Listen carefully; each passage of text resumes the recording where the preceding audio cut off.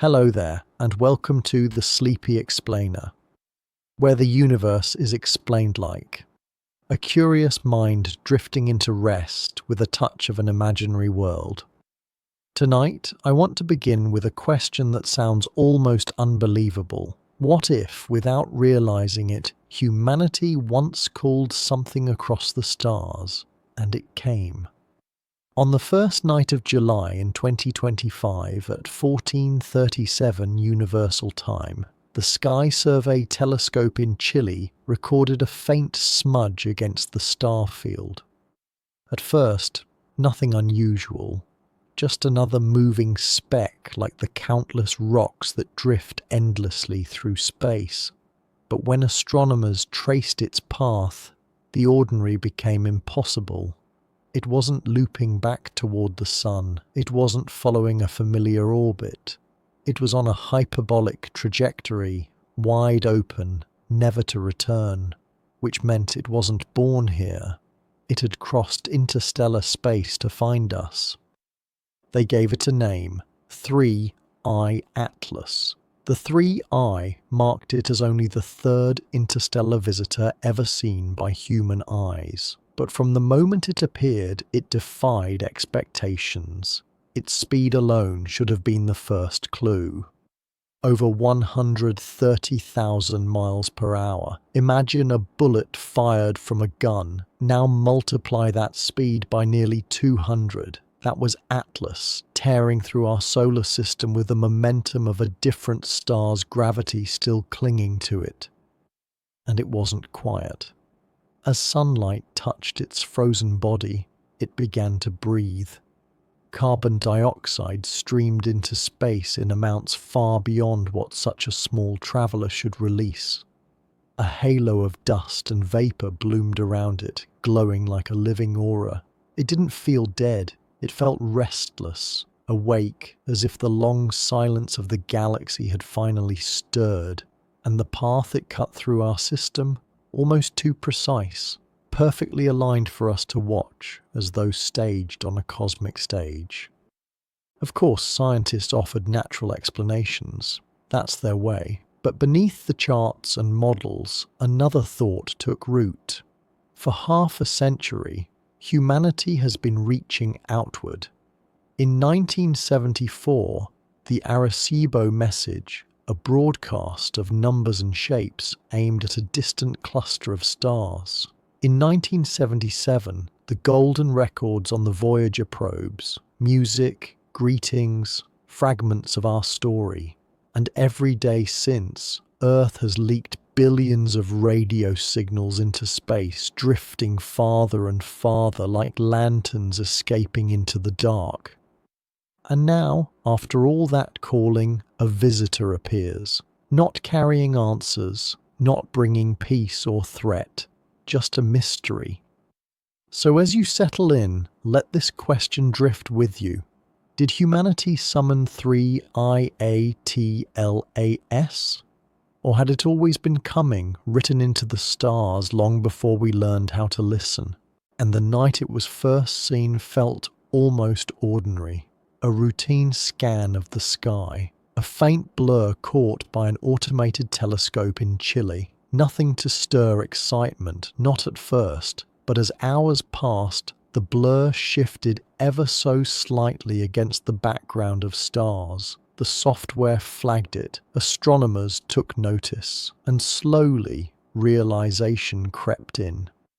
At exactly 14:37 Universal Time on July 1st, 2025, the Atlas survey recorded that faint point. Imagine standing in that control room, the hum of computers, the quiet shuffle of tired scientists poring over data. At first, it could have been an asteroid from the outer belt, perhaps a distant comet, one of thousands catalogued before, but the numbers refused to fit. Its orbit wasn't closing back toward the sun. It wasn't a gentle ellipse like a cometary loop. It was open, wide, unbound, a hyperbolic path. To most of us, the word means little. To astronomers, it meant everything. It meant this thing wasn't from here. It had arrived from interstellar space and it would never return. Even stranger, its speed was staggering, 130,000 miles per hour. Imagine a jet fighter, then imagine multiplying its velocity by 100. Imagine a rifle bullet, now multiply its speed nearly 200 times. That was Atlas, streaking silently across the void, faster than anything we had seen from beyond.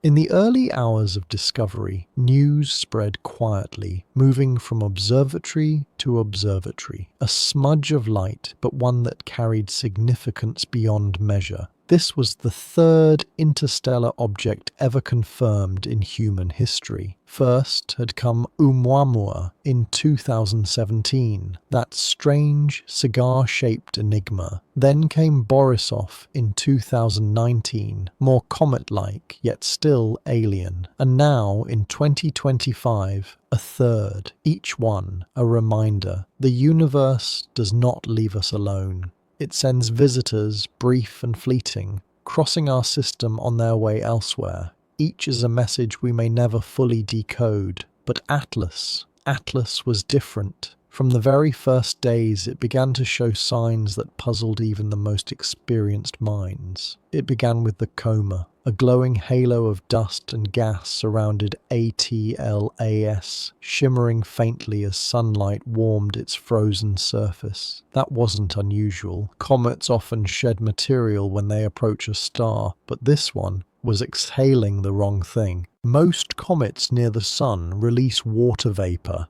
icy tails streaming behind them, glistening arcs of frozen hydrogen and oxygen. But Atlas wasn't breathing water. It was exhaling carbon dioxide, in volumes so large, so out of balance, that astronomers shook their heads in disbelief. The ratios were all wrong. How could something so small, only a few hundred meters across, release so much carbon dioxide? It didn't add up. Some wondered if it carried a strange chemistry, the fingerprint of an alien birthplace. Others proposed cracks and vents that funneled gas outward in ways we hadn't seen before. But the truth was simpler and more frustrating. No one knew. And then came the second anomaly. Its path through the solar system was convenient. Too convenient. Threaded between planets. Angled perfectly for our best instruments to capture. It was as if the universe had placed it on a stage, under a spotlight saying, "Look at this." Of course, coincidence happens, but astronomers are trained to notice patterns, and this one was hard to ignore. The chatter grew. Was Atlas simply a comet with quirks, or was it something else entirely? Some began whispering comparisons to Oumuamua, which had itself behaved strangely, accelerating without explanation, as though pushed by something unseen. Now, here was Atlas, carrying its own suite of mysteries. The more telescopes turned their gaze toward it, the stranger it seemed. This was not just another visitor passing silently through. It was a puzzle. A riddle wrapped in ice and dust, glowing faintly in the dark, and as scientists leaned closer, the questions only multiplied. The deeper astronomers looked, the more the geometry of ATLAS began to gnaw at them. A comet from another star should sweep through space on a wild and careless line, as if tossed like a stone across a pond. Yet Atlas seemed different. Its trajectory threaded through the solar system with an elegance that felt intentional. It was as though some invisible hand had placed it exactly where it needed to be, not colliding with planets, not hiding behind the sun, but moving on a track that gave Earth's telescopes the perfect view. If it had passed only a little farther away, it would have been lost in the glare. A little closer, and its velocity would have been misread. Instead, it glided along a corridor of clarity, as if following choreography on a cosmic stage. Astronomers don't like words like choreography. They prefer equations and probability. Still, in hushed conversations, the words surfaced. The odds were strange. Of all the paths an interstellar wanderer could take, Why this one? Why now, when humanity had telescopes powerful enough to watch and instruments ready to record every flicker of light, and timing added to the unease? When Atlas reached its closest point, Earth was tilted just out of the way, on the far side of its orbit. It was almost as if the universe had hidden the moment of closest passage from direct view, offering only a sliver of time before the visitor slipped back into the dark. Scientists knew it was chance, but chance that convenient begins to look a lot like design. For the public, the story remained a quiet headline, another curious comet drifting by. But for those studying it night after night, the precision of its movement was unnerving. Like Oumuamua before it, ATLAS seemed to bend the expectations of physics without quite breaking them. It stayed just inside the boundaries of the possible, but close enough to the edge that doubt crept in. Could this path be natural, carved by nothing more than gravity and time? Probably.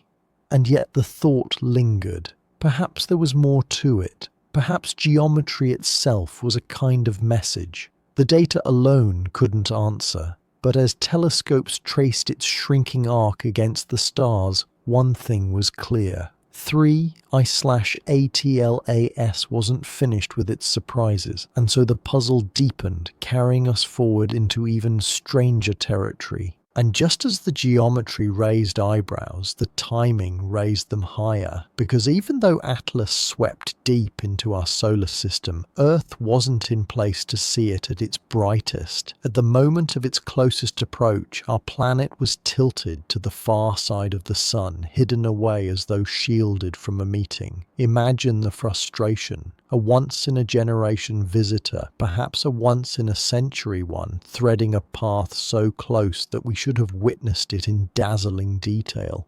And yet, by pure chance, Earth was out of position. It was like standing in line for a grand performance, only for the curtain to fall before you catch a glimpse. For astronomers, that missed opportunity was almost painful. Had Atlas arrived a few months earlier or a few months later, it would have blazed brighter in our skies. Its gases and dust, its spinning body, its secrets could have been captured in far more detail. Instead, we were left with only weeks of observation, a narrow window before it slipped away, dimming into the dark. And yet, that very absence stirred the mystery further. Why did it pass so close and yet hide its closest moment from us? Why thread such a visible path only to draw the curtain when the spotlight was brightest? Most likely, it was nothing but coincidence, the cruel mathematics of celestial mechanics. But to those watching, it felt almost like concealment. Scientists squeezed every second they could. Telescopes across the world pointed skyward, instruments stretched to their limits, pulling faint photons from the night, chasing the smudge before it vanished. Even so, the object seemed to slip through our fingers. Every answer generated new questions. Every measurement deepened the puzzle. Was the timing nothing more than chance? Probably. But when layered on top of the other oddities, the carbon dioxide outgassing, the precise geometry of its path, the sheer speed of its flight, coincidence began to feel like an unsatisfying answer. By late summer of 2025, Atlas had already begun to fade. Observations grew harder. The visitor was moving outward, back into the silence between stars. And for astronomers, the sinking realization set in. Whatever Atlas truly was, it was taking most of its secrets with it. And yet, even as it slipped away, its presence lingered. A reminder that sometimes the universe sends us messages we can almost read, but never fully translate. And as Atlas faded, astronomers couldn't help but compare it to the ones that came before. Because Atlas was not our first glimpse of something from beyond the stars. It was the third. Each arrival like a chapter in a story we don't yet know how to read.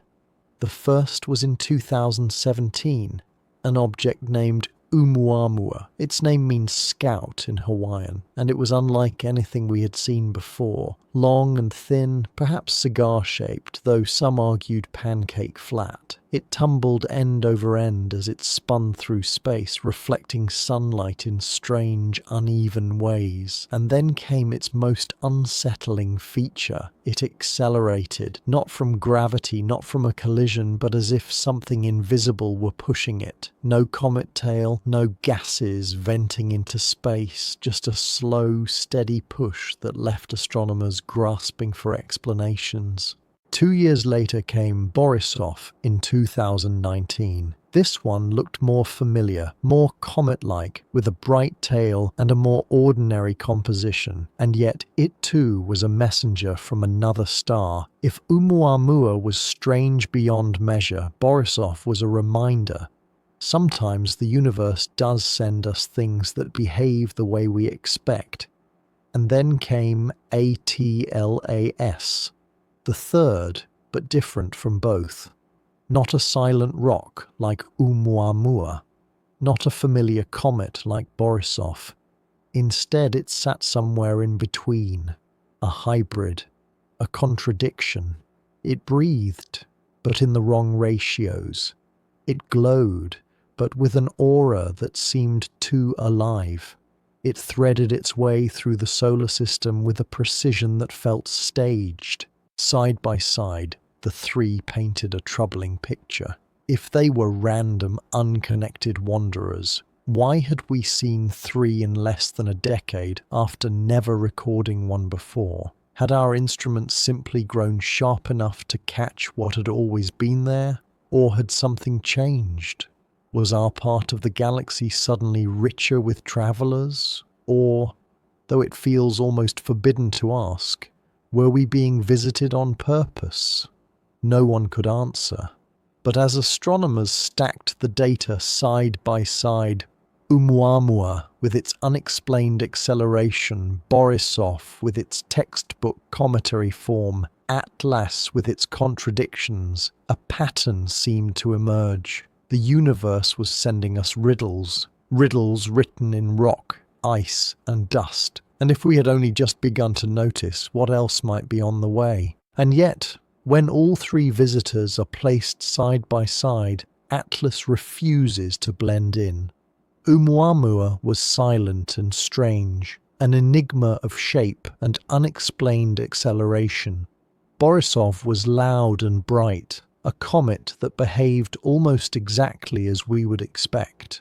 But Atlas felt like something different. From the start, its chemistry broke the mold. Carbon dioxide dominated its breath, pouring into space at levels no other known comet of its size could match. Water, the usual heartbeat of cometary life near the sun, seemed strangely absent or overshadowed. The balance was off, as if it carried the memory of a world very unlike our own. A fingerprint, perhaps, of its birthplace, one far from Earth, where the rules of ice and rock follow different scripts. Then there was its aura, the glowing halo that surrounded it. Cometary comas are common, but this one shimmered with a persistence that gave it an almost alive quality, as though Atlas were more than just frozen stone. Night after night, astronomers tracked the changes, and each time it seemed to shift, like a restless sleeper turning under the blankets of space. Its path, too, was unique. Oumuamua cut through like a blade, fast and dismissive, gone almost as soon as it arrived. Borisov blazed a more traditional arc, offering a clearer picture before fading, but Atlas threaded the in-between, not vanishing too quickly, not burning too bright, but holding just long enough for us to notice every inconsistency. It was patient, almost cooperative, drifting in view before slipping away, and perhaps most unsettling of all was timing. Oumuamua in 2017, Borisov in 2019, and now Atlas in 2025. For centuries we had seen none. Then three arrived within less than a single human lifetime. Astronomers explained it as better instruments, better surveys. But deep down, many wondered, had we simply become better observers, or was something about the galaxy shifting, sending these objects into our skies at this exact moment in history? Atlas stood apart because it was both familiar and alien, not wholly incomprehensible, yet not quite natural either. It was a liminal object, standing on the threshold between the known and the unknown, a messenger that spoke just enough of a language we recognized to keep us listening, but carried an accent that reminded us it was not of this place. And that is why Atlas still lingers in our imagination, even as it races back into the dark. It is not only that it came, it is that it refused to behave like anything we thought we knew. And perhaps what set Atlas apart most of all was not only what it was, but how little time we had to know it. Because by the time the world realized how strange this object truly was, it was already slipping away. Astronomers across the globe scrambled. Telescopes in Chile, Hawaii, Spain, the Canary Islands all pivoted to capture what they could. But there was a problem. Atlas was small, faint, and moving fast. Each night its glow weakened as it climbed farther from the sun. By the time the puzzle had taken shape, the visitor was already vanishing into the dark. For scientists, it felt like a cruel trick. Imagine finding a rare book, one of a kind, only to be allowed a handful of pages before the ink fades forever. That was Atlas. A smudge of light that could only be studied for weeks before slipping beyond reach. Every observation counted, every photon collected mattered. The pressure was relentless. The challenge wasn't just brightness. Atlas's chemistry defied the usual models, so instruments designed for water-based comets struggled. Sensitive spectrographs strained to capture its breath, teasing out faint signals of carbon dioxide while trying not to confuse them with background noise. Even the world's largest telescopes found themselves working at the edge of their ability, and the timing was another wound. Earth's position on the far side of the sun during closest approach meant we missed the best window. By the time Atlas moved into better view, its brightness had already begun to fade. It was like arriving at the theatre after the main act, catching only fragments of the performance, knowing the most dazzling moment had already passed unseen. Still, the community pressed on. Data trickled in, spectra, light curves, images of a shifting halo, pieces of a puzzle too complex to finish in time. And through it all, a sense of unease grew, because the harder astronomers looked, the less ATLAS seemed to fit anywhere. A comet, yes, but with chemistry that shouldn't exist. A visitor, certainly, but one that felt too perfectly staged. A natural rock from another star? Probably. And yet, the word probably echoed with doubt. In the end, what we learned about ATLAS came with frustration built in. For every mystery revealed, the clock ticked louder, reminding us that this was a race we were bound to lose. And as the weeks slipped by, so too did our chance to know the truth. And within that fading light, one detail stood out more than any other: the chemistry. Because when astronomers studied Atlas's breath, the gases escaping from its icy skin, what they found simply didn't belong. Ordinary comets, when warmed by the sun, release water vapor in abundance. Hydrogen and oxygen, the basic ingredients of life, streaming outward in shimmering tails. But Atlas refused to follow that script. Its vapor was dominated by carbon dioxide, and not in modest amounts. The ratio was so skewed, so heavy toward carbon dioxide, that researchers double-checked their instruments. Perhaps the calibration was off. Perhaps background interference had tainted the data. But the results held steady. Atlas was exhaling a chemistry all its own. The imbalance was staggering.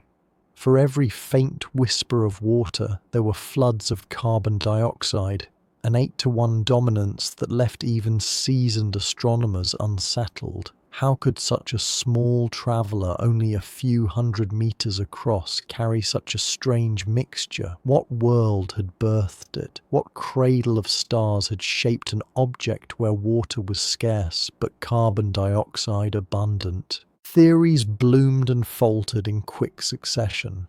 Some argued that Atlas had formed in an unusually cold nursery where water froze too tightly to escape, leaving only carbon dioxide to vent into space.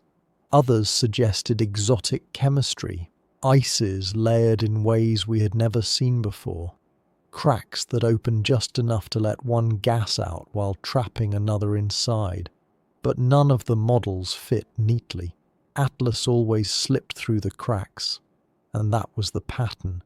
With Oumuamua, the mystery was shape and motion. With Borisov, it was familiarity tinged with distance. But with ATLAS, the puzzle lived in its very breath. It was like listening to a voice speaking a dialect we almost understood, yet not quite. Familiar syllables bent into unfamiliar rhythms. The frustration deepened because the chemistry was not just odd. It was impossible to explain with the limited time we had. The data points were too few, the signal too faint, the visitor too fleeting. Every spectrum we captured was a half sentence in a conversation we could not finish.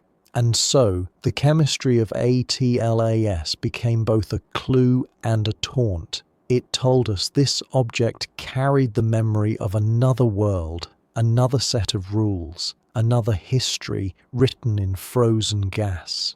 But it told us only just enough to make the questions louder, and with each unanswered question, Atlas slipped farther away, leaving behind only riddles written in vapor. And the cruelest part of the puzzle was this. Just as the chemistry began to raise its strangest questions, ATLAS was already pulling away, dimming into the background of stars. Our instruments strained, but the universe does not wait for us. Even the most powerful telescopes on Earth had their limits. To the naked eye, ATLAS never shone brighter than a faint blur, invisible without sensitive equipment. Through telescopes, it appeared as a fragile glow, a smudge barely distinguishable from the static of the cosmos. By the time we understood what made it unusual, it was already fading too far, too fast. Think of it like chasing a ship into the fog. You glimpse its outline, the sweep of its sails, the faint sound of its creaking timbers. But then the mist thickens, and the ship is gone, leaving only the echoes of its passage. That was Atlas. For a few weeks we could see its trail, gather fragments of its breath, measure its impossible speed. And then it was swallowed by distance. Astronomers worked tirelessly, stacking images, combining data from multiple observatories, stretching every photon for meaning. Yet the harder they pushed, the more the object seemed to blur into uncertainty. Its faint light taunted us, slipping away just when the riddles grew clearest. It was as if Atlas knew exactly how close we could come, and then stepped back just beyond our reach.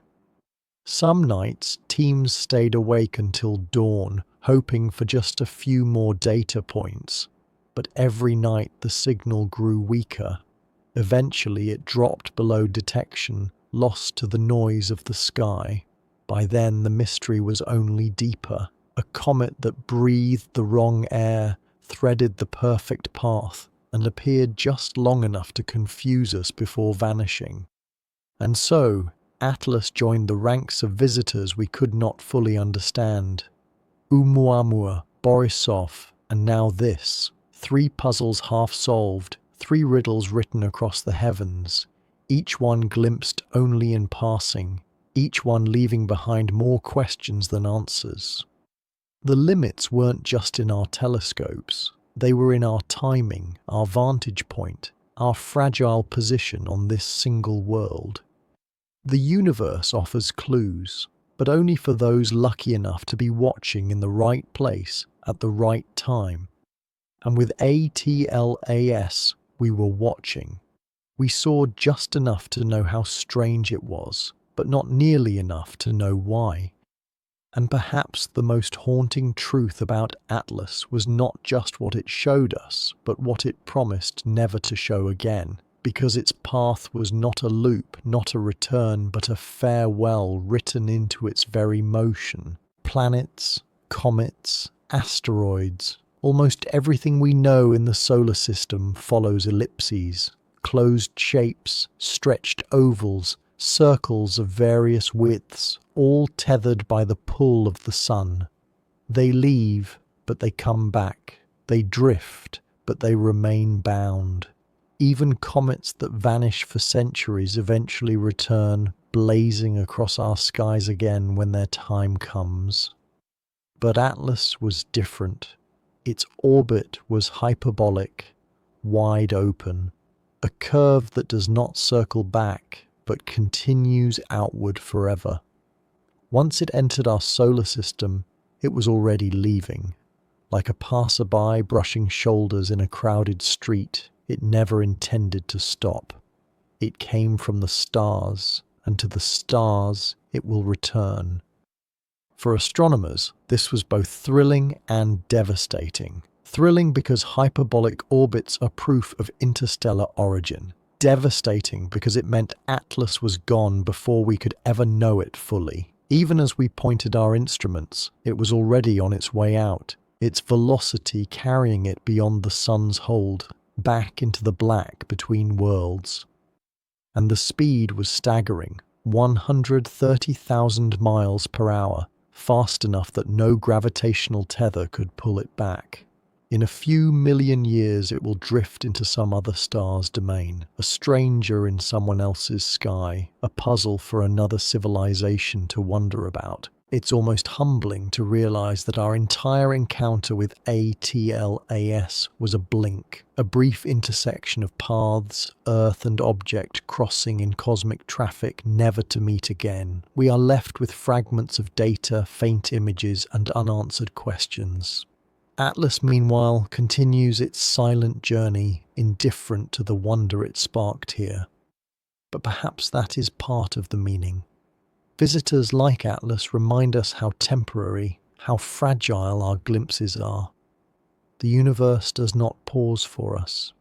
It simply passes by, offering riddles to those watching closely enough to notice. And as Atlas vanished beyond our reach, one truth echoed louder than all the others. This was not a comet we could ever call back. It had come once, and once only, once. And the reason Atlas will never return is not some accident of geometry alone, but the deeper truth of how such wanderers are made. Because objects like Atlas are not born drifting between stars. They are cast there, exiles flung outward by the same forces that shape planets and moons. In young star systems, chaos reigns. Clouds of dust collapse into glowing stars, and around them, disks of rock and ice swirl endlessly.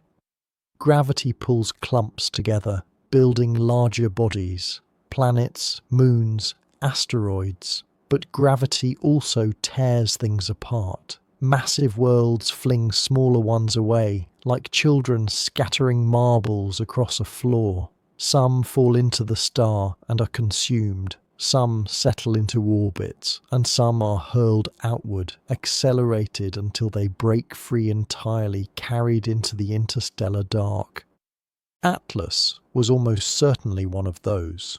Born in a nursery of dust and fire, orbiting a star that is not our own, nudged too close to a giant planet and thrown away forever. Its path would have carried it through the frozen outer reaches of that alien system, across unimaginable distances, until finally, after perhaps millions of years, it crossed into ours. A visitor from a home we will never see. And the physics are merciless. Once free of its parent star, ATLAS belonged to no one. Its velocity too high, its path too open. The sun's gravity bent its arc but could not hold it. Like a pebble striking water, it skimmed through, leaving only ripples of curiosity in its wake. Astronomers model these dynamics with equations, tracing the dance of mass and motion. But beneath the numbers lies something more profound. Every interstellar object is a fragment of a story we will never fully know. The story of another star's youth, another system's turbulence, another world's forgotten beginnings. Atlas may have once circled a sun we've never mapped, a light too faint or distant for our instruments.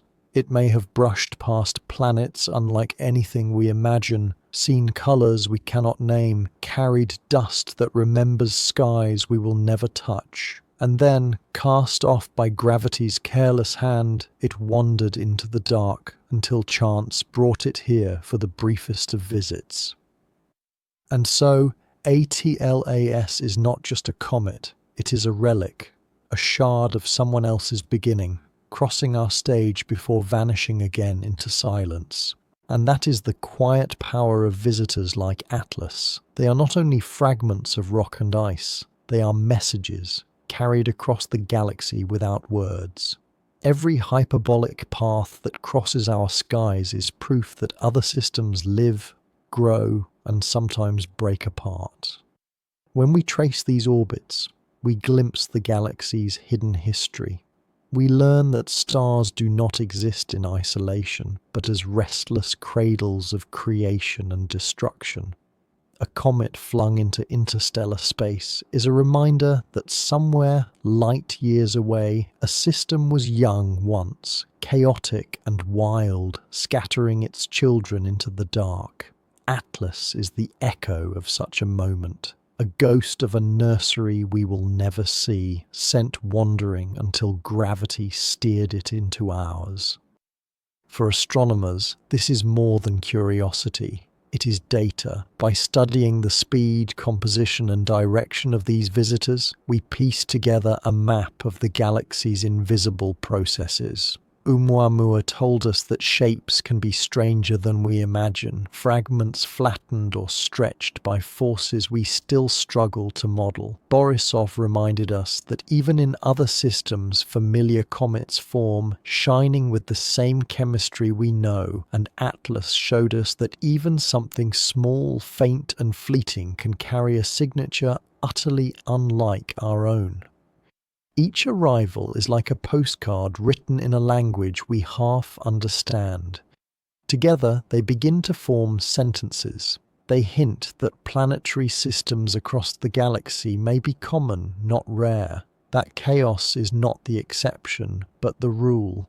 That worlds may be flung outward regularly, seeding the void with fragments of alien beginnings.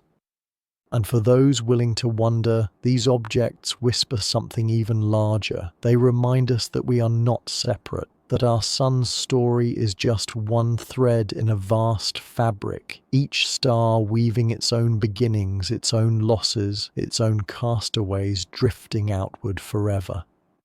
When Atlas passed through, it wasn't just another comet to catalogue. It was a reminder that the galaxy is alive, restless, and connected in ways we are only beginning to see. To watch its faint glow was to glimpse the breath of another star, the echo of another world, the proof that we are part of a pattern too large to hold in a single human mind.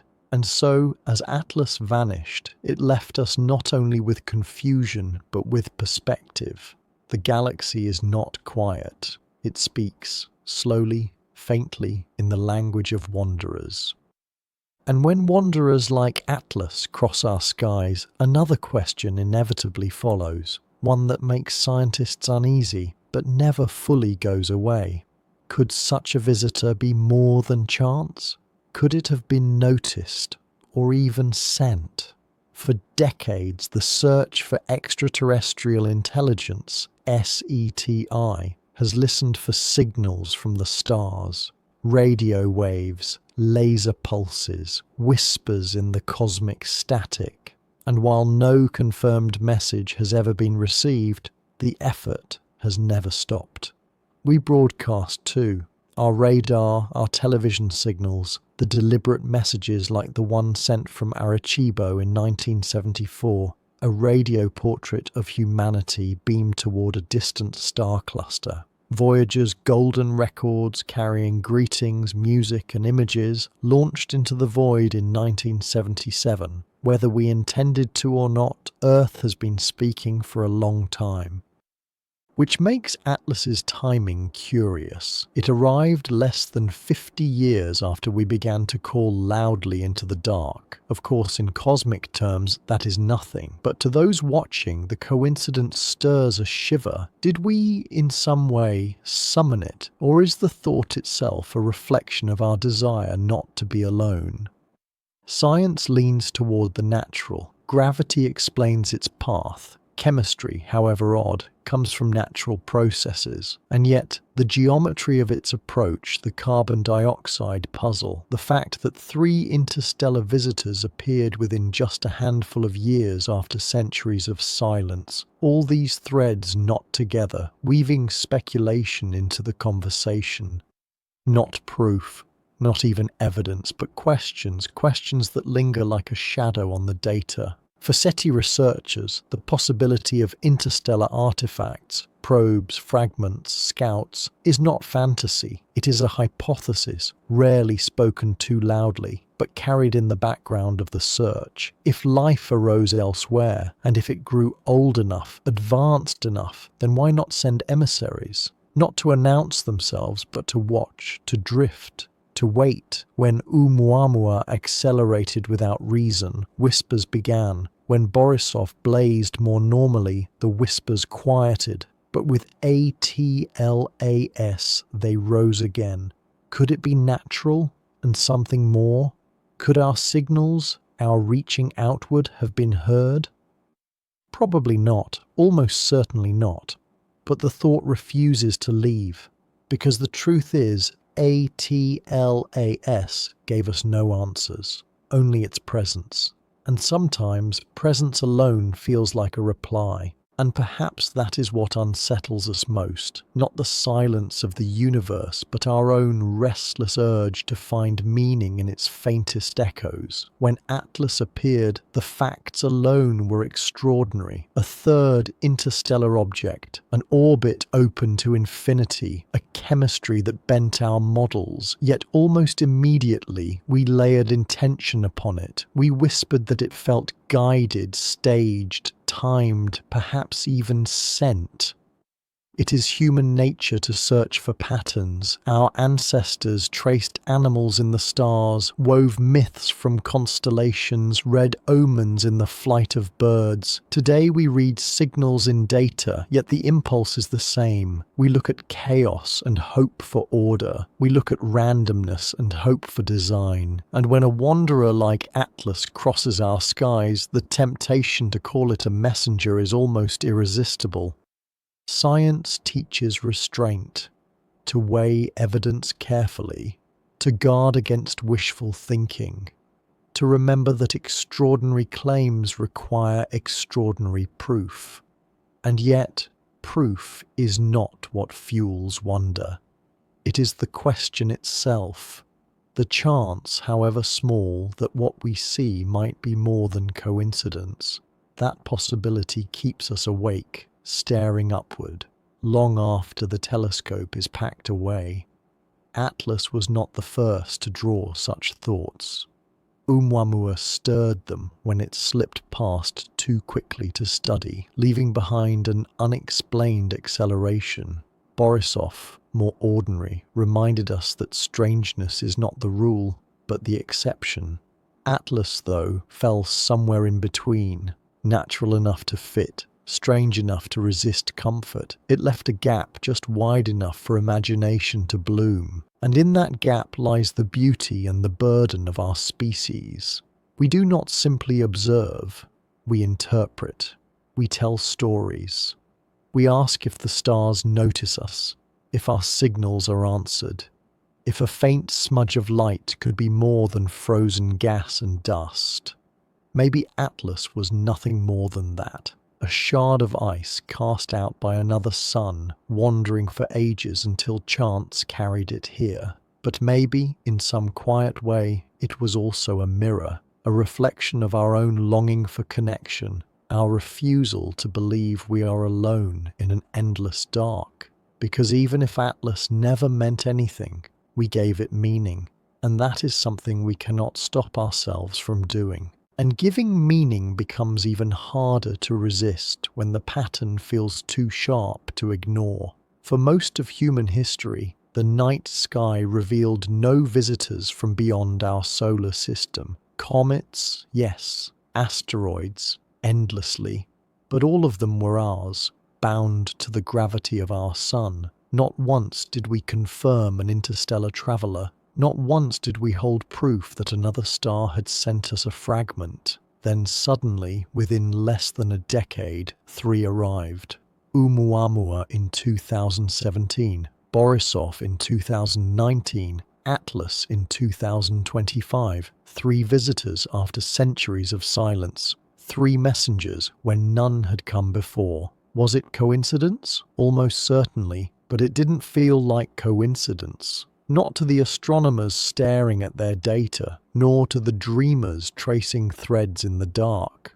The explanation, of course, is simple.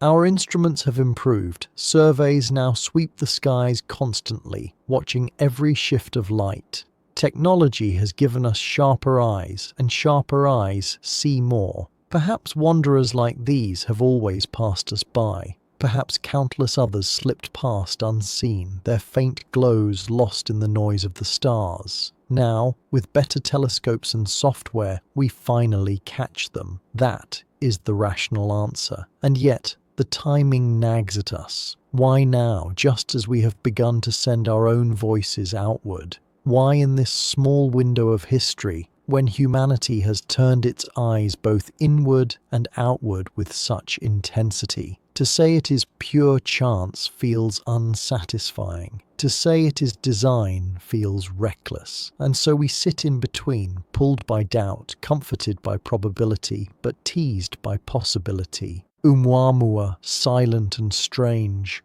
Borisov, bright and familiar. Atlas, contradictory, both alive and fleeting. Each one different, each one a riddle, and all of them arriving so close together, like words of a sentence we are only beginning to hear. Coincidence? Most likely. But in the quiet hours, the mind lingers on another thought. Perhaps the galaxy is stirring. Perhaps the void is not as empty as it seems. Perhaps the traffic between stars is heavier than we ever guessed, and we are only now learning to notice the flow. Atlas did not give us answers. It only joined the chorus of riddles, and the coincidence of its arrival ensures that its echo will remain long after it has slipped beyond our reach. And perhaps that is why we so often call them messengers. Not because they bring a message we can read, but because their very presence feels like communication. A comet from another star is not just debris. It is evidence. It is proof that we are connected to a larger story, that our solar system is not sealed off but open, part of a wider river of motion flowing across the galaxy. The ancients, gazing at comets, believed they carried omens, blazing signs in the sky, foretelling change, disaster, or renewal. Today, our language is more careful, more scientific. Yet the instinct remains. When an object like Atlas sweeps past, we still lean forward, whispering that it feels like a sign, a reminder that the universe is larger, stranger, more restless than our routines allow us to remember. Calling them messengers also helps us endure the frustration of their silence. Oumuamua did not tell us why it accelerated. Borisov did not explain what world had cast it away. Atlas did not reveal why its chemistry was skewed or why its path was so precise. None of them spoke clearly, yet each left an impression as if they were postcards from distant places, their words smudged, their pictures blurred, but their presence undeniable. To study such fragments is to practice humility. We strain our instruments, we push our mathematics, and still we are left with half answers. But maybe that is the poetry. Maybe these objects are not meant to be solved completely. Maybe they are meant to remind us of perspective, that our questions are small compared to the sweep of time and space, and that sometimes wonder itself is the reply. Atlas, in this sense, was a perfect messenger. It said nothing, and yet it said everything. It showed us how limited our reach is, how fragile our instruments are, how easily truth slips through our grasp. And still it left us searching, restless, hungry for more. In the end, to call them messengers is to admit that we want to be spoken to, that we hope the galaxy is not indifferent, but alive with signs. Whether natural or intentional, whether by accident or design, Atlas reminded us that meaning can be found in motion, and wonder can be carried by a faint smudge of light. And sometimes a messenger need not say a word, its silence is enough. And yet, silence has never been enough for us. We are a species that craves answers, even when the universe offers only riddles. Atlas, like the visitors before it, reminded us of how much we do not know. But instead of accepting the mystery, we reached instinctively for explanations, for patterns, for meaning that may not have been there at all. It is human to want more. We are the ones who mapped the skies long before telescopes, who told stories of gods and beasts hidden among the stars. We are the ones who turned wandering lights into calendars, who learned to navigate oceans by constellations. Our history is one of seeking order, of demanding that the cosmos tell us its secrets. And yet, time after time, it tells us just enough to keep us restless. Atlas was a perfect reminder of this tension. It gave us fragments, a chemistry that puzzled, a path that seemed too precise, a speed that felt unyielding. But just when those fragments began to suggest something larger, it slipped away, fading beyond our reach. Like a story cut short, it left us frustrated, leaning forward, desperate for the missing pages, and this is not new. Oumuamua vanished before we could capture its image clearly. Borisov came and went too quickly to study in full. Atlas teased us with data that raised more questions than it answered. Again and again, we are left holding scraps, wondering what might have been revealed if only the universe had given us more time. Perhaps this is why such objects stay lodged in our imagination, not because they give us clarity, but because they deny it. They sharpen our hunger, they show us the edges of our knowledge, and they make those edges feel sharper than ever. We want to cross them, we want to know. But maybe there is a quiet lesson here too, that not every riddle is meant to be solved, not every messenger meant to explain itself. Sometimes the mystery is the gift, the reminder that our reach is small, our understanding young, and our curiosity endless. Atlas, in its brief passing, gave us exactly that. Proof that the universe will not hand us everything. Proof that wonder survives even in silence. And perhaps most importantly, proof that our questions will always outnumber our answers. And maybe that is the point. And perhaps the most humbling thought of all is how easily we might have missed it. Atlas, despite all the mystery it carried, was nothing more than a faint smudge of light, invisible to the naked eye, lost without a telescope, its glow drowned out by even modest city skies. If not for a survey program scanning routinely, it might have passed by completely unnoticed. Think of that for a moment. A traveller from another star, the third ever confirmed in human history, slipping through our solar system unremarked, unseen. Our chance to glimpse it lasting only weeks, our opportunity entirely dependent on the accident of technology pointed in the right direction at the right time. Without that, it would have been just another ghost drifting in silence, its secrets never stirring us at all. The fragility of observation is sobering. We often imagine ourselves as masters of the sky, mapping constellations, sending probes, peering outward with instruments that can see galaxies billions of light years away. But in truth, our vigilance is still young, our vision easily fooled. Even with billions of dollars in telescopes, we nearly missed ATLAS. What else has passed us by? What countless visitors have slipped through unnoticed, their paths unmarked, their stories untold?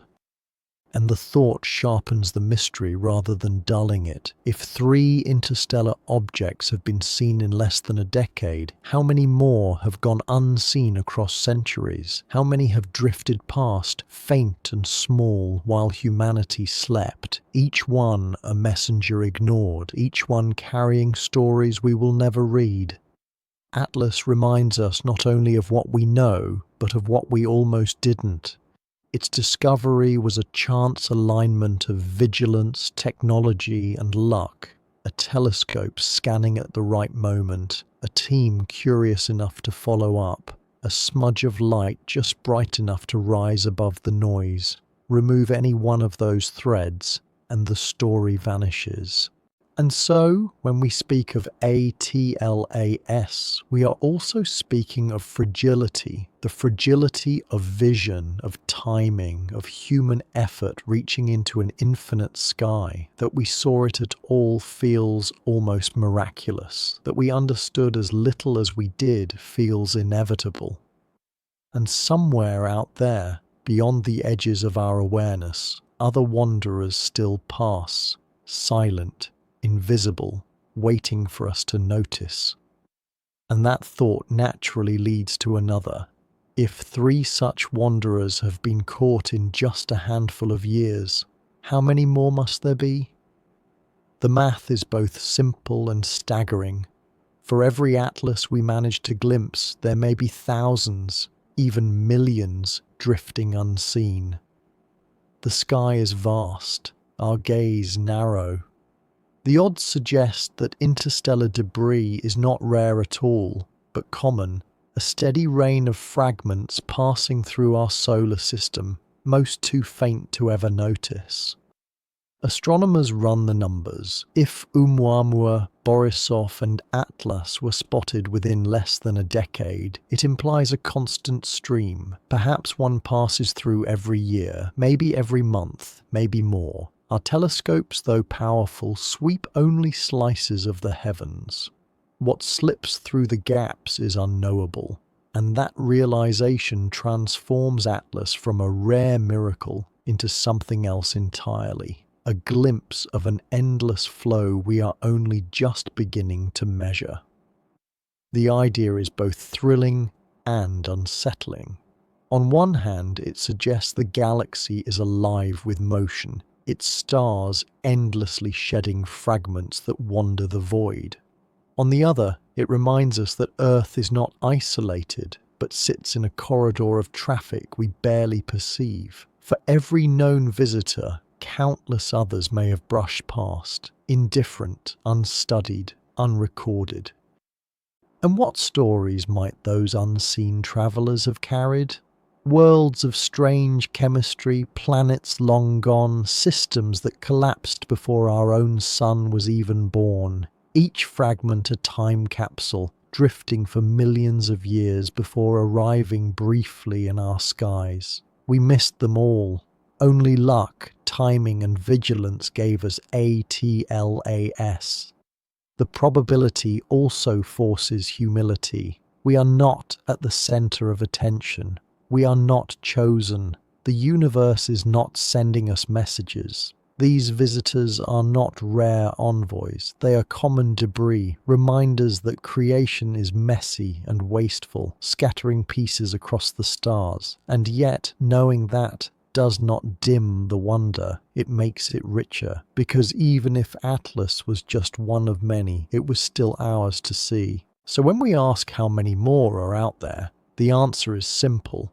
More than we can count, more than we can ever know. The galaxy is full of travelers. We will never catch them all, but each one we do is a chance, a fleeting moment where the infinite becomes visible and the dark reveals one of its countless secrets.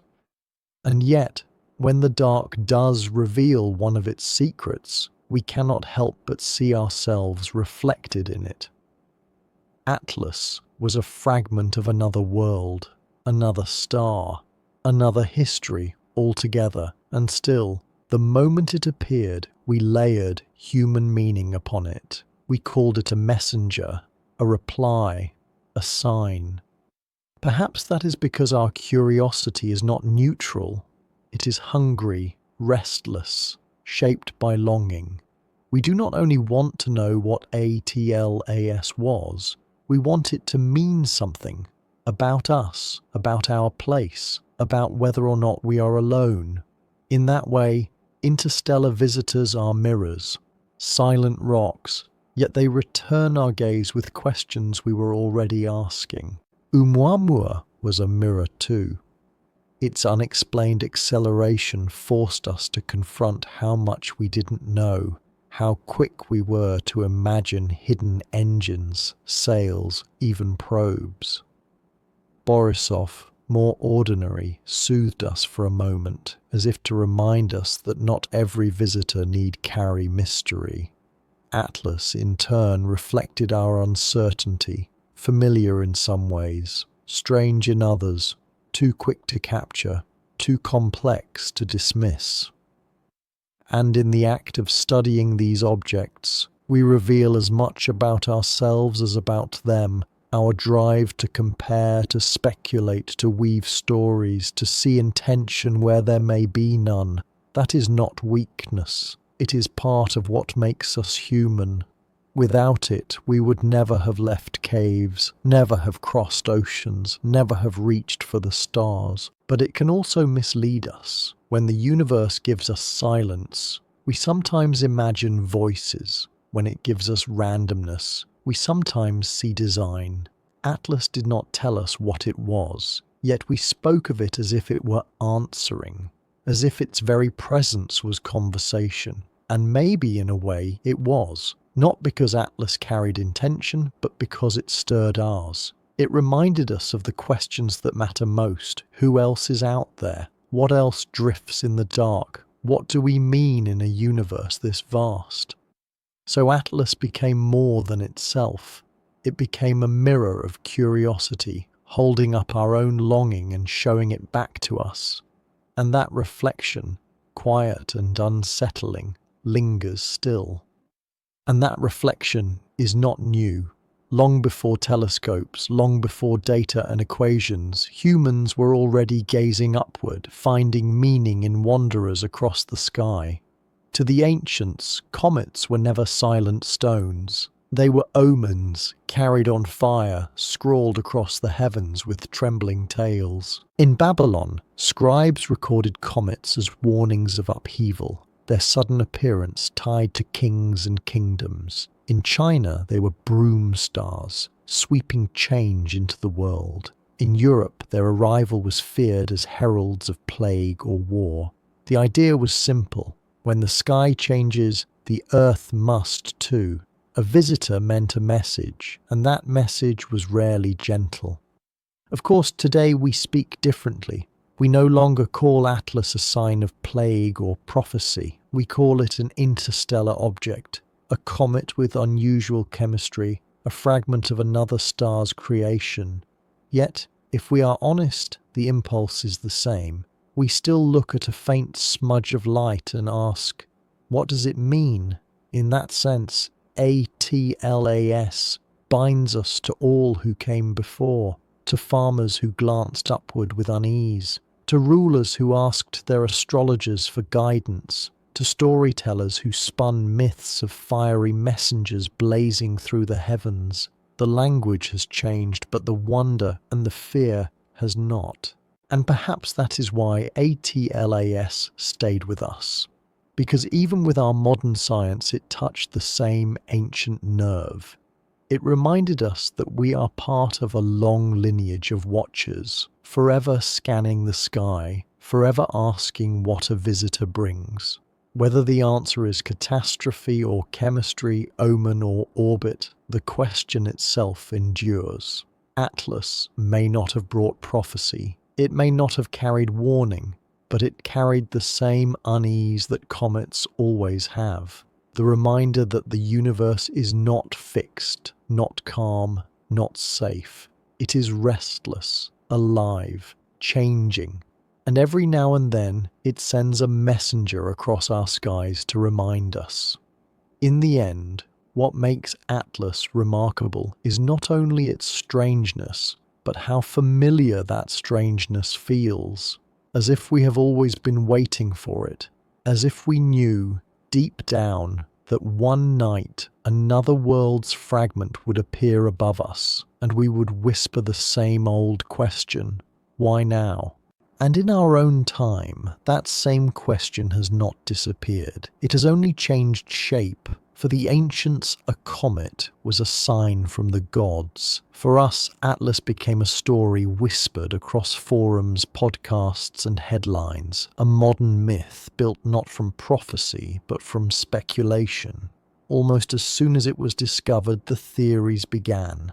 Some said Atlas was a probe, perhaps a scout sent by another civilization. Others claimed it was evidence of alien technology, disguised as a comet, watching us as it slipped by. A few argued it was no accident that it arrived so soon after we began broadcasting loudly into space, as though the galaxy had finally answered our call. Scientists, of course, cautioned restraint. There was no evidence of artificial origin, no signatures of technology, no hidden engines, just a fragment of rock and ice behaving oddly. Yet the very absence of clarity left room for stories to grow, and stories always grow where mystery lives. It is not just conspiracy or fantasy, it is a continuation of something human, the need to weave wonder into meaning. The same impulse that once turned comets into omens now turns ATLAS into speculation. We cannot look at a visitor and see only ice and dust. We must ask what else it could be. And in that way, modern myths are not so different from ancient ones. They are our attempt to make sense of awe, to bring the unmeasurable closer, to place ourselves in the story. When people asked if Atlas was alien, what they were really asking was whether we are alone, whether the silence of the stars might be broken after all. Perhaps that is why these ideas spread so quickly. Not because we believe them fully, but because we want to. We want the universe to be alive with intention, not just randomness. We want Atlas to be more than stone. We want it to be a messenger in the truest sense, sent to remind us that we are not isolated in the dark. In truth, ATLAS left us nothing more than riddles. Yet those riddles fed both science and imagination. The astronomer and the storyteller stood side by side, each looking upward, each saying, "Something about this feels bigger than chance." And in that overlap between fact and myth, Atlas found its place in our modern world. And maybe that is the secret to why ATLAS lingered in our thoughts. It lived at the crossroads of two powerful instincts, the need for science and the need for wonder. Alone, each tells only part of the story. Together, they give us something closer to truth. Science gave us measurements, the speed, the orbit, the strange chemistry, cold numbers, carefully logged, analyzed, compared. Without them, ATLAS would have been nothing but a myth, another wandering omen in the sky. With them, it became evidence, a fragment of the galaxy's wider story, proof that interstellar fragments pass through our system more often than we knew. But wonder gave us questions. Could it have been more than coincidence? Could its timing, its geometry, its chemistry carry meaning? Wonder did not need evidence. It needed only imagination, the willingness to stand beneath the stars and ask, what if? And the truth is, we need both. Science without wonder becomes sterile, a list of numbers without life. Wonder without science becomes fantasy, drifting untethered. But together, they form a dialogue. One grounds us, the other lifts us. One explains the world as it is, the other reminds us of how much is still unknown. Atlas embodied that balance. Every chart raised more questions. Every question invited more study. And every gap in our knowledge was filled by the quiet hum of imagination. Was it only a fragment of stone and ice? Almost certainly. But was it also a reminder of how vast and strange the universe remains? Absolutely. Perhaps that is why Atlas continues to echo even now, long after it faded from view. It taught us something about comets, yes, but it also taught us something about ourselves, that we cannot look at the sky without weaving both fact and story. That curiosity alone is not enough, mate. It must be paired with awe. So when we think of Atlas, it is not only as an object catalogued and lost, it is as an experience, a moment where science and wonder met, overlapped, and made us feel more alive in the act of not fully understanding. And in that way, ATLAS was not just a fragment of another world, it was a fragment of what makes us human. And perhaps that is why mystery itself is so powerful. It does not close the door, it keeps it open. Atlas, with all its contradictions, did not satisfy our hunger for answers. It sharpened it, and in sharpening it, it made sure we kept listening. If the story had been simple, we might have let it go. If Atlas had behaved like a textbook comet, breathing water vapor in tidy proportions, moving along a predictable arc, we would have studied it, logged it, and quickly moved on. Instead, it broke the rules just enough to resist closure. It left us unsatisfied, and that dissatisfaction is the spark that keeps curiosity alive. Mystery has a shape, and Atlas traced it well. Its hyperbolic path gave us proof of its interstellar origin. Its chemistry contradicted expectations. Its geometry teased us with precision that felt too neat. None of these details offered resolution. All of them offered tension, questions without answers, doors half open, hallways disappearing into dark. And in that sense, mystery is not the enemy of knowledge. It is its fuel. We return to puzzles not because they are solved, but because they are not. Atlas was a reminder of this. The greatest discoveries are not those that close the book, but those that turn the page and reveal more chapters than we imagined existed. Even now, as it races beyond the reach of our instruments, ATLAS holds us because it left gaps. It left silences. And we fill those silences with speculation, with theory, with imagination. That act, the act of leaning into the unknown, is as important as the data itself. Some might say that to remain mysterious is a failure, that if we cannot explain Atlas completely, we have lost. But perhaps it is the opposite. Perhaps to remain mysterious is to succeed in the oldest role of the cosmos, to keep us wondering, to keep us searching, to keep us awake beneath the stars. So Atlas takes its place not as a solved riddle, but as a continuing one, a puzzle whose shape matters more than its solution, a question that endures precisely because it resists being answered. And in that way, it joins the long lineage of mysteries that bind us to the sky, reminders that sometimes not knowing is the most powerful knowledge of all. And yet not knowing is also what makes coincidence so heavy. Because when events align too neatly, too strangely, We begin to feel design in the pattern, even if the truth is nothing more than chance. Atlas arrived at such a moment when humanity was listening, when telescopes were watching, when our hunger for cosmic contact was sharper than ever before. What are the odds, we ask, that three interstellar objects would appear in less than a decade after never being seen at all? What are the odds that ATLAS would thread a path so precise that our instruments could follow it?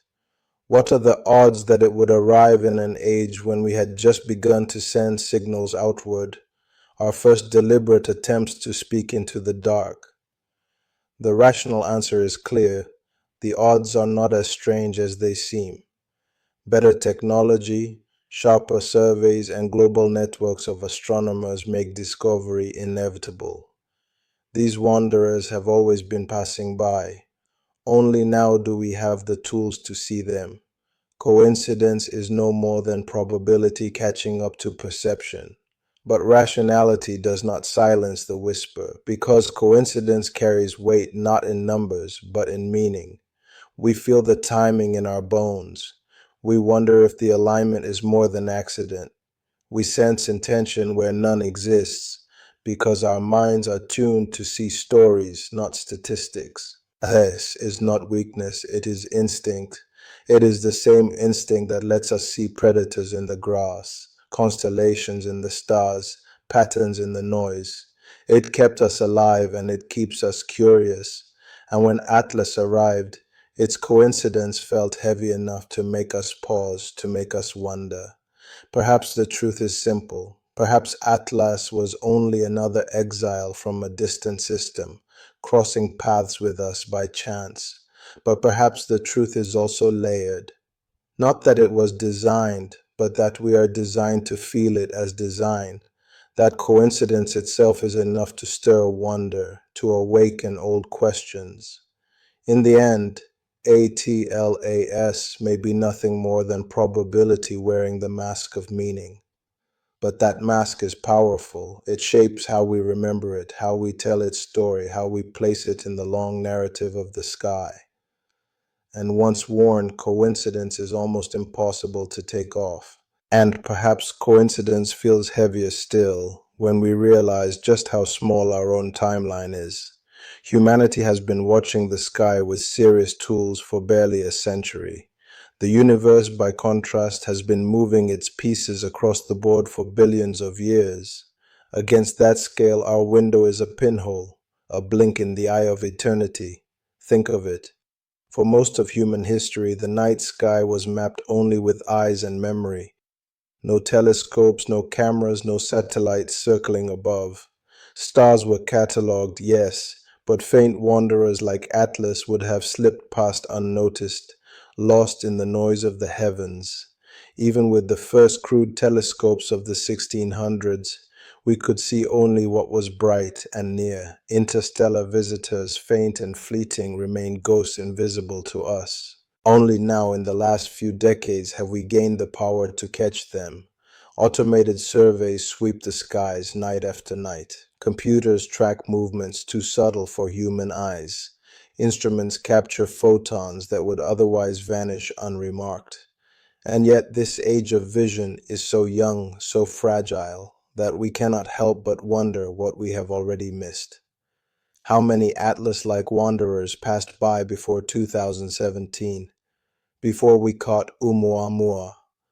How many drifted through while we slept, while we looked elsewhere, while our tools were too weak to notice? The number is unknowable, but it must be vast.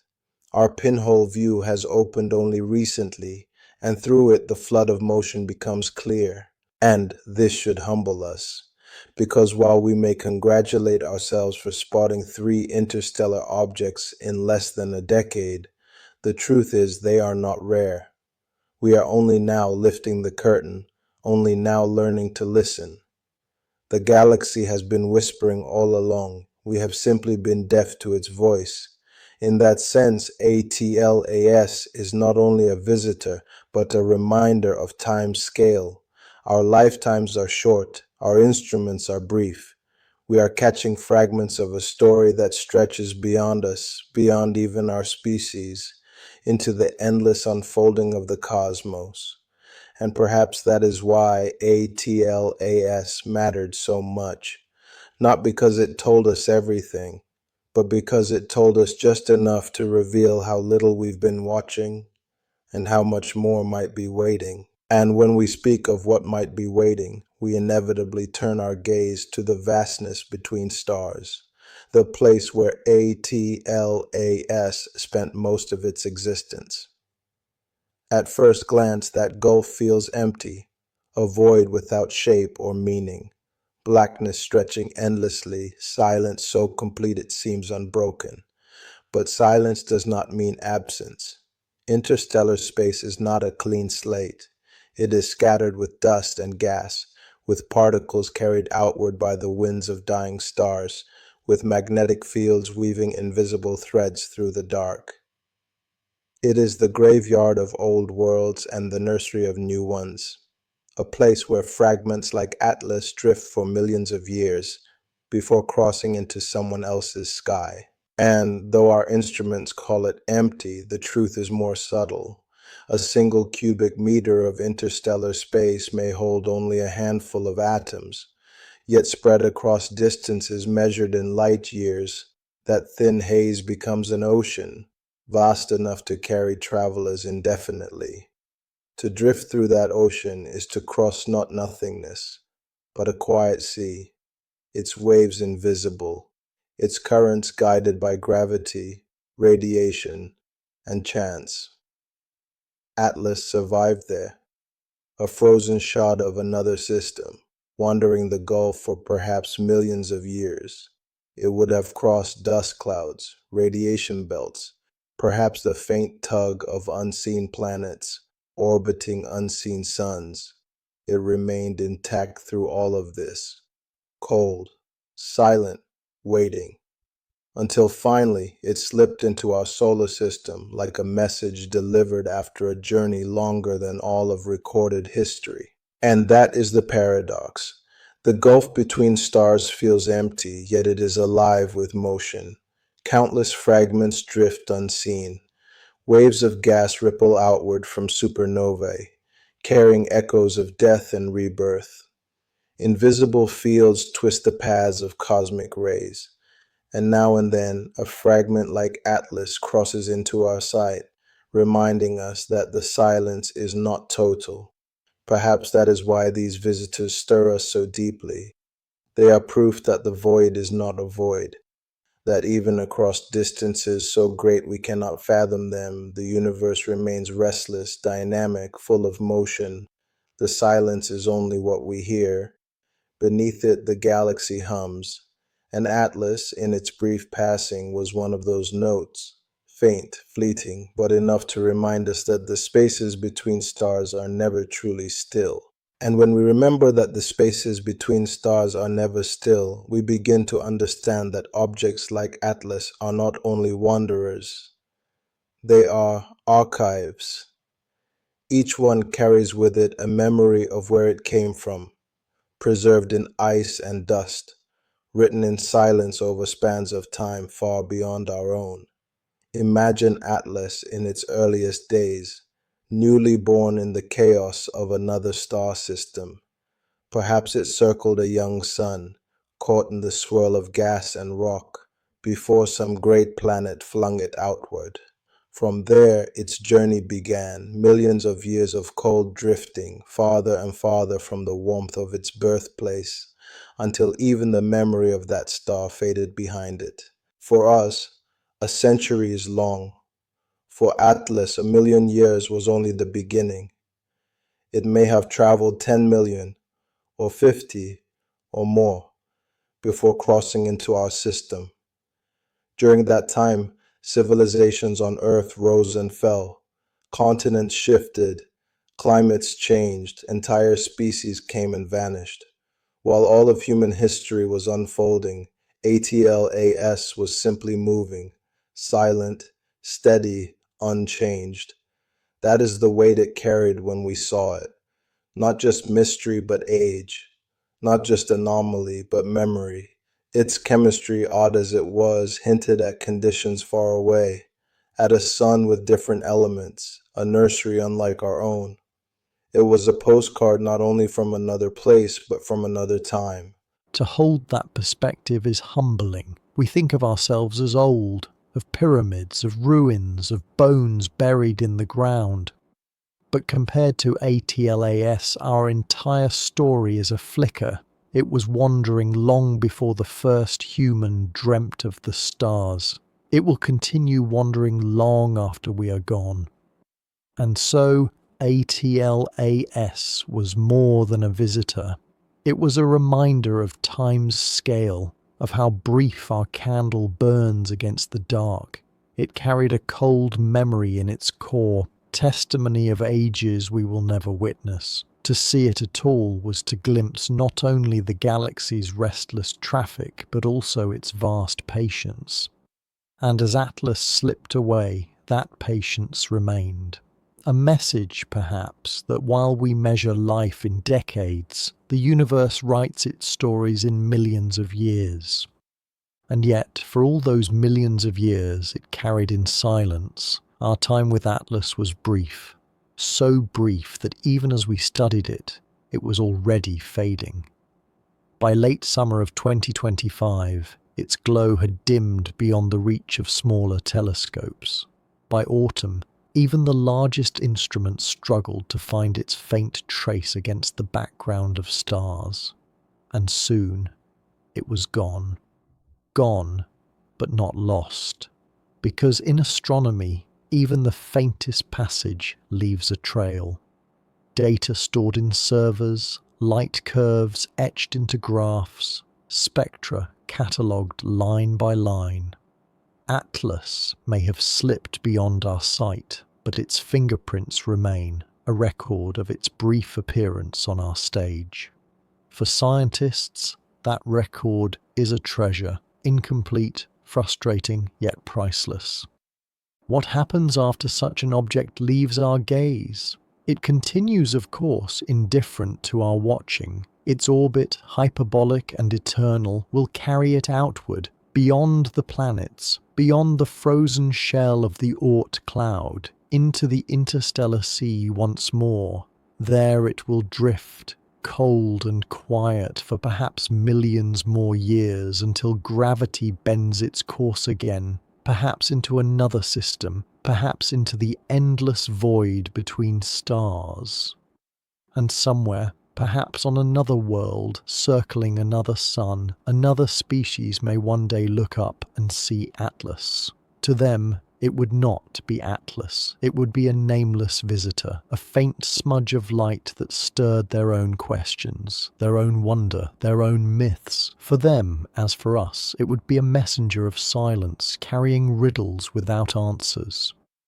But for us, the fading trail is more than data. It is memory, a reminder that discovery is fleeting, that glimpses are all the universe gives us, that the act of watching is precious precisely because it does not last. The sky is not generous with clarity, it is generous with mystery, and mystery fades quickly if not noticed in time.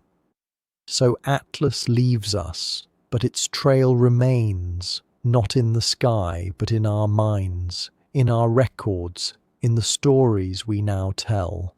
A fading light, yes, but also a spark, one that lingers even as the traveller itself disappears into the dark. And in that lingering, Atlas proves something simple. Sometimes what remains matters more than what was lost, and what remained more than anything was data. Fragments of light captured before ATLAS disappeared into silence. The trail it left was faint, incomplete, but it was enough to keep astronomers busy long after the object itself was gone. From its light curve, we learned that Atlas was small, perhaps only a few 100 meters across. Not large enough to rival the grand comets of our solar system, but not so small as to vanish entirely. Its faint brightness told us of dust scattering sunlight, a veil around a frozen core. and the shifts in that brightness hinted at its spin, a slow tumble across the void, though irregular, restless, as if even its rotation resisted easy modelling. Spectra revealed its chemistry, and there the puzzle deepened. Strong signals of carbon dioxide, faint traces of water, ratios that defied expectations. It was as though Atlas had carried with it the fingerprint of another world, not Earth, not Mars, not any place we know, but somewhere colder, stranger, more distant, a place where ices formed under rules unlike those in our solar system. Its orbit gave us certainty, hyperbolic, unbound, never to return. A traveller from interstellar space confirmed beyond doubt. Its speed, over 130,000 miles per hour, spoke of ejection, a violent past near some alien sun flung away by gravitational chance wandering until it reached us. And then there were the anomalies, the coma that glowed too brightly for such a small body, the geometry of its path threading between planets almost as if staged, the timing arriving in an era when our telescopes were finally ready to notice. None of these could be explained completely. Each added another layer of unease. Together the data formed not a picture, but a riddle, enough to prove Atlas was real, interstellar, and strange. Not enough to tell us why it was strange, or what its strangeness meant. It was like receiving a letter in which half the words were missing, readable but not complete. And yet, even that half letter was more than we had before. Before ATLAS, only 2 such visitors had ever been seen. Now we had a third, and each one expanded the story. Oumuamua with its acceleration, Borisov with its cometary glow, Atlas with its contradictory chemistry and fleeting presence. The puzzle is not solved, but perhaps the puzzle is the point. And if the puzzle is the point, then Atlas left us with more pieces missing than found. Because for everything we learned, a dozen questions still hang unanswered in the dark. We do not know its birthplace. The orbit tells us it came from beyond, but not from where. Its incoming path points toward no specific star, no known nursery of comets, only the general scatter of the galaxy. Was it flung out from a system like ours, rich with planets and ice? Or from some alien arrangement we cannot imagine, where chemistry follows rules unknown to us? The trail is too faint to say. We do not know its age. Was Atlas a young fragment, cast off in the recent past, its ices still fresh from formation? Or was it ancient, wandering for millions upon millions of years, its chemistry frozen since before humanity even existed? Time leaves no obvious marks on such an object. It carried memory, yes, but not a date.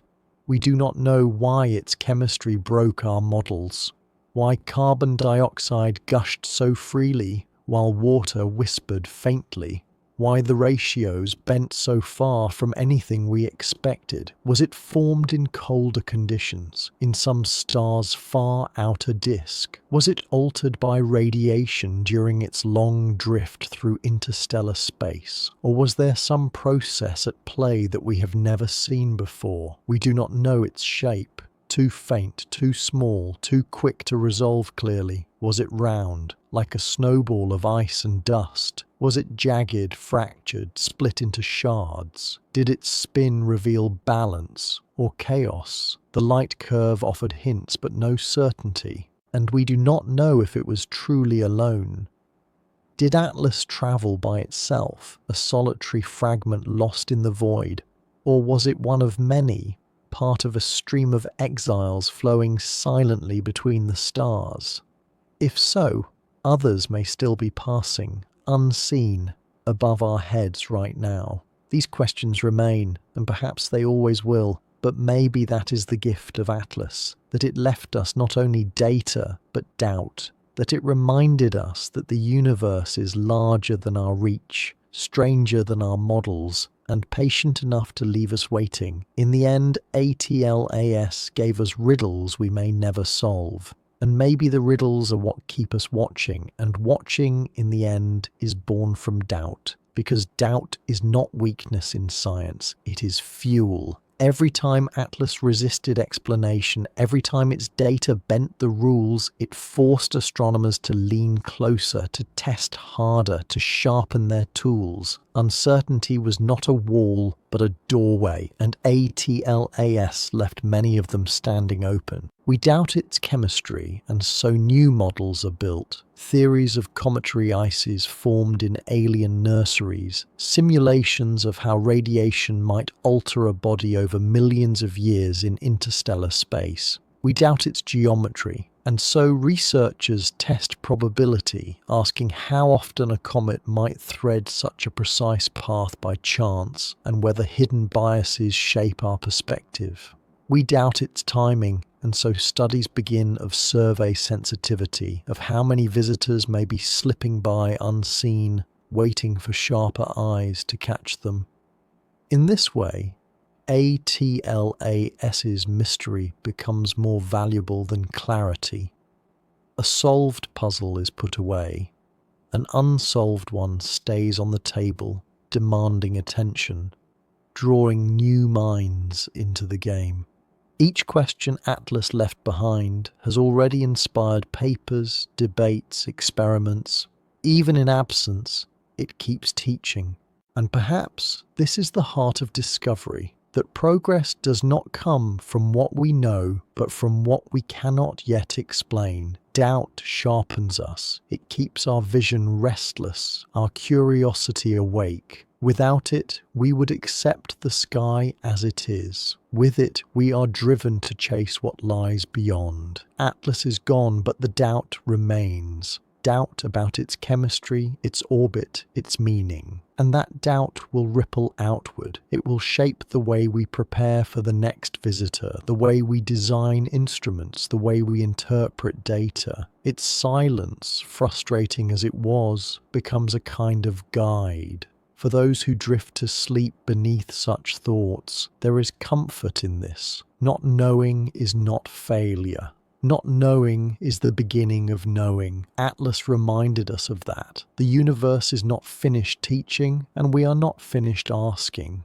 So doubt, instead of closing the story, keeps it alive. It ensures that even as Atlas vanishes into the dark, the pursuit it inspired burns brighter than the smudge of light it once was. And that pursuit naturally turns toward the future, because if Atlas taught us anything, it is that the next wanderer is already on its way. Somewhere in the dark, another fragment drifts toward us, unseen for now, but certain to appear. The question is not if it will come, but whether we will be ready when it does. Astronomers have already begun to change how they watch the sky. Survey programs are expanding, covering more of the heavens with sharper sensitivity, scanning more frequently so that faint visitors cannot slip past unnoticed. Instruments are being tuned not only for water-based comets, but for exotic chemistries like the strange carbon dioxide breath of ATLAS. Doubt about this visitor is shaping the way we prepare for the next. Space agencies, too, are taking notice. Missions are being proposed. Spacecraft designed not just for known asteroids and comets, but for fast-moving interstellar objects. Concepts for rapid response probes, ones that could launch within months of a discovery, are now seriously considered, because the lesson of Atlas was clear. By the time we recognized its mystery, it was already gone. To learn more, we must act faster. And even beyond hardware, there is a shift in mindset. Atlas reminded us that interstellar objects are not rare, but common, that we live in a galaxy filled with fragments drifting freely. Each one is an opportunity, a sample from another system, a chance to study chemistry and history written far from our sun. No laboratory on Earth could deliver such a gift. The sky does, if we are prepared to catch it. So preparation has become a quiet obsession. Teams practice simulations, algorithms are refined, networks of telescopes coordinate to ensure no faint smudge of light is ignored. And though most nights pass uneventfully, each brings the possibility that another ATLAS is waiting just beyond the edge of vision. In that sense, ATLAS never really left us. Its presence lingers in the way we watch, in the way we prepare, in the urgency we now feel. It transformed a fleeting moment into a lasting vigilance. And maybe that is the true mark of a messenger. Not what it says, but how it changes the listener. Atlas changed us. It left us watching more carefully, listening more closely, ready for the next whisper from the dark. And with that readiness comes a dream, a fragile, daring thought that maybe, just maybe, the next visitor will bring more than riddles. What if the silence breaks not with another puzzle, but with clarity? It is a dream older than science itself. When Oumuamua first appeared, some whispered of alien probes, of sails pushed by invisible hands. When Borisov blazed more normally, we sighed with relief, but also disappointment. When Atlas arrived, the unease returned, half explained, half hidden. Each time we asked the same quiet question, what if one of these is not just debris? Of course, the scientific answer is that they almost certainly are. Natural fragments, born in the chaos of other suns, flung outward without intention. Yet the dream persists, because contact, real, undeniable contact, is the horizon of our imagination. It lingers in the corners of our wonder, waiting for any faint smudge of light to suggest itself as more. And perhaps the dream is not unreasonable. If civilizations can rise among the stars, some may have lived longer than us, travelled farther than us, scattered artifacts across the galaxy. A drifting object could carry technology, messages, even seeds of life. Not likely, perhaps, but not impossible either. That thought alone is enough to stir vigilance. When the next visitor comes, instruments will probe deeper. Algorithms will search harder for signatures of the artificial, shapes too precise, accelerations too exact, emissions that hint at design. The line between comet and craft is thin enough that we are compelled to check every time. But contact need not mean aliens. Sometimes clarity comes in simpler forms. A spectrum that resolves the chemistry cleanly, a rotation curve that confirms the shape, a probe that reaches the surface and tastes the ices firsthand. Even those small certainties would be a kind of contact, not with another species, but with another system, another world. Atlas did not give us that gift. It left us only fragments, enough to keep us awake with questions. Yet the dream it stirred is valuable in itself. It sharpens our readiness. It reminds us why we look upward, because every visitor carries not only its own story, but also the hope that one day one of them will tell us more than silence. And maybe that hope is what makes us human. That we cannot stop waiting for the moment when the universe finally answers. And yet, as much as we long for answers, the truth is that silence is the more likely reply. The odds favour it. Most interstellar visitors, like ATLAS, will drift past without telling us much at all. They are fragments, not voices, stones, not letters. They carry memory, yes, but not intention. This is the reality astronomers wrestle with. For every Oumuamua, Borisov, or Atlas we manage to glimpse, countless others slip through unnoticed. Those we do catch are faint, fleeting, and frustratingly incomplete. By the time we recognize them as interstellar, they are already on their way out. What we gather are fragments, spectra half-finished, images blurred, trails fading before the analysis is complete. The silence is not hostile. It is simply the nature of things. Interstellar space is vast, and travelers are small. Their journeys are measured in millions of years, their secrets buried in ice and dust that no telescope can fully penetrate. Even if they pass close enough to notice, most will tell us little more than that they exist. And perhaps that, in itself, is the message. Still, silence is difficult to accept. We are a species that listens hard, leaning forward at the faintest whisper. We want each visitor to bring revelation, to peel back the curtain of the galaxy, but Atlas reminded us that most will not. Most will brush past, offering no more than a fleeting glow against the stars. And yet, silence is not without value. Even in its quiet, ATLAS gave us proof. Proof that fragments wander between stars. Proof that our instruments are sharp enough to catch them. Proof that the galaxy is not empty but restless, scattering its debris across the void. To learn even that much is to shift perspective, to see ourselves not as isolated but as part of a traffic we are only just beginning to measure.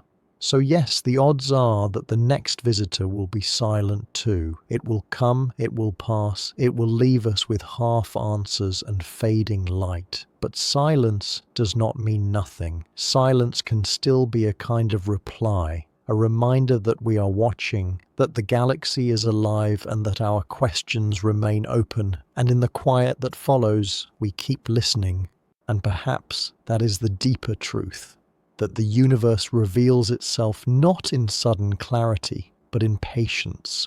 Stars do not rush to speak. Worlds do not hurry to show themselves.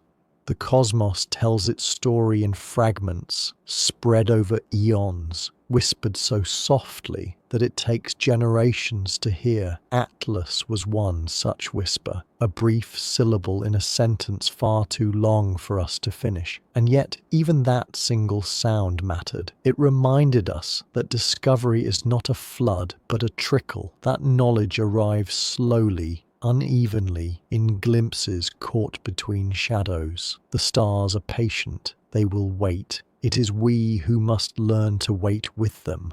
We often imagine the universe as something withholding, as if it resists being understood. But perhaps it is simply vast, and we are small. Our lifetimes are short, our instruments young, our questions urgent. We demand answers quickly, but the cosmos has never worked that way. The story it tells is written in the language of time, long, deliberate, endless. Atlas carried that lesson. Its chemistry did not resolve neatly. Its orbit did not explain itself. Its glow left more questions than answers. It was in every way incomplete. But incompleteness is not failure. It is the rhythm of the stars, the pace at which the universe teaches, a pace far slower than our impatience, but steady, reliable, enduring. Consider how long it took us to even notice such visitors. For all of human history, they passed unnoticed. Only in the last decade have we learned to catch them at all. If this is the beginning, then the rest of the sentence stretches far ahead, waiting to be read piece by piece. The stars are patient enough to let us stumble into understanding, and perhaps there is comfort in that patience. It means the story is not rushed. It means we are not late. It means the universe is unfolding at the only pace it knows, and we are welcome to follow along. Atlas may have left us unsatisfied, but in doing so, it taught us to expect patience, to trust that what is hidden now may one day be revealed, not all at once, but in a long chorus of fragments carried across centuries. Because the stars are not silent, they are simply slow, and if the stars are slow, the river that flows between them is steady, because Atlas was not alone. It was one drop in an endless stream of wanderers, fragments torn from worlds long forgotten, drifting freely across the galaxy. We caught a glimpse of one, then another, then another. And those few glimpses are enough to suggest the scale is beyond comprehension. Astronomers call it interstellar debris, but that phrase hardly captures its poetry. Imagine a galaxy filled with broken pieces, comets flung outward by giant planets, asteroids knocked loose by collisions, shards of ice carved away by gravity and time. Each one follows its own lonely course, silent, cold, and endless. Together they form a river, invisible to the eye, yet flowing across the void in numbers too vast to count. Oumuamua, Borisov, ATLAS. These were only the ones we noticed. How many more slipped through unseen? How many passed in daylight or hidden against the background of stars? The probability suggests millions, perhaps billions, are out there, crossing the distances between suns. A cosmic migration without beginning or end. And in that river, each fragment is a message in its own way. Not because it carries intention, but because it carries history. The chemistry of its ices, the scars of its surface, the arc of its path, all are records of the place it came from, the forces that shaped it. If we could gather enough, we might piece together a map of the galaxy's processes, a story of how worlds are born and broken. But for now, we see only drops. One here, one there. Enough to remind us that the river exists, but not enough to measure its full current. Atlas was proof, not of rarity, but of abundance, not of silence, but of flow. And perhaps that is why its brief visit lingers. It was not only strange, it was confirmation. Confirmation that the galaxy is alive with motion, that our skies are part of a larger traffic, that Earth itself is a crossing point in an endless tide. We live beside a river we cannot see. Atlas was one ripple upon its surface, faint, fleeting, but undeniable. And knowing that, we wait for the next and the next until the invisible becomes a little more real. And if the river of wanderers is real, then we must ask where its waters come from, because fragments like Atlas are not born adrift. They begin in systems much like our own, circles of dust and gas coalescing around young stars. Worlds form there, and in their forming, chaos reigns. Imagine those early days, giant planets pulling at smaller ones, collisions shattering worlds before they are even finished, gravity slingshotting debris outward like sparks from a fire. Some pieces fall inward, consumed by the star. Others settle into stable orbits, becoming moons, comets, asteroids. But many are cast away entirely, given just enough speed to break free to escape their home system forever. Atlas was almost certainly one of those castaways, flung outward by a giant planet it once circled, exiled into the cold. From that moment on, it belonged to no star. For millions, perhaps billions of years, it drifted in darkness, a child of a forgotten nursery, carrying with it the fingerprint of a system we will never see. And this process is not rare. Every planetary system is violent in its youth. Our own solar system was no exception. Jupiter, massive and restless, likely hurled countless fragments outward during its formation. Some may still linger at the edges in the Oort cloud. Others may have been lost completely, wandering even now among the stars, nameless siblings of ATLAS, born here but lost long before we could ever know them. The river, then, is fed by worlds themselves, by the chaos of gravity, by the collisions of creation, by the accidents of chance. Each fragment a cast-off, each cast-off a traveller, each traveller another reminder that planetary systems are not static, but restless, shedding pieces as they grow. And when one of those pieces drifts into our view, it carries with it the echo of that origin. Its chemistry tells us about the nursery where it formed. Its orbit tells us about the violence that cast it away. Its very presence tells us that creation is not tidy, but wasteful, and that from that waste, wonder emerges. So Atlas was not only a comet, it was a story of birth and exile, a shard of another system's history, carried to us by the river of wanderers, and to glimpse it was to glimpse the restless nature of worlds themselves, always forming, always breaking, always sending their children into the dark. And if other stars cast their fragments outward, then so too has our own world. Earth, quiet now beneath its veil of life, has also been violent, and in that violence, pieces of it have been torn away and thrown into the dark. We do not often think of ourselves as a contributor to the river of wanderers, but we are. Look to the moon, and the evidence is there. Scattered across its surface are meteorites from Earth, stones that began here, shattered by ancient impacts, and flung skyward until they escaped our gravity. Some fell back quickly, landing on the moon or drifting among the planets, but others went farther. Some gained enough speed to break free completely, leaving the solar system behind, carrying fragments of Earth itself into interstellar space. Mars, too, has done the same. We have found pieces of it here, meteorites that crossed the gulf in reverse. If we can hold fragments of Mars in our hands, then somewhere, beyond our reach, there must be fragments of Earth wandering among the stars. Perhaps they are small, silent, indistinguishable from other stones. But they exist. Reminders that exile is not only for distant systems, it is part of our own history too. And in those fragments lies a haunting thought. Some of them may carry traces of Earth's story, minerals shaped in our oceans, molecules touched by our atmosphere, perhaps even fossils of microbes if the timing was right. They drift outward, mute but not empty. If they are ever found far in the future, they will tell another world that Earth once lived, once breathed, once cast its children into the dark.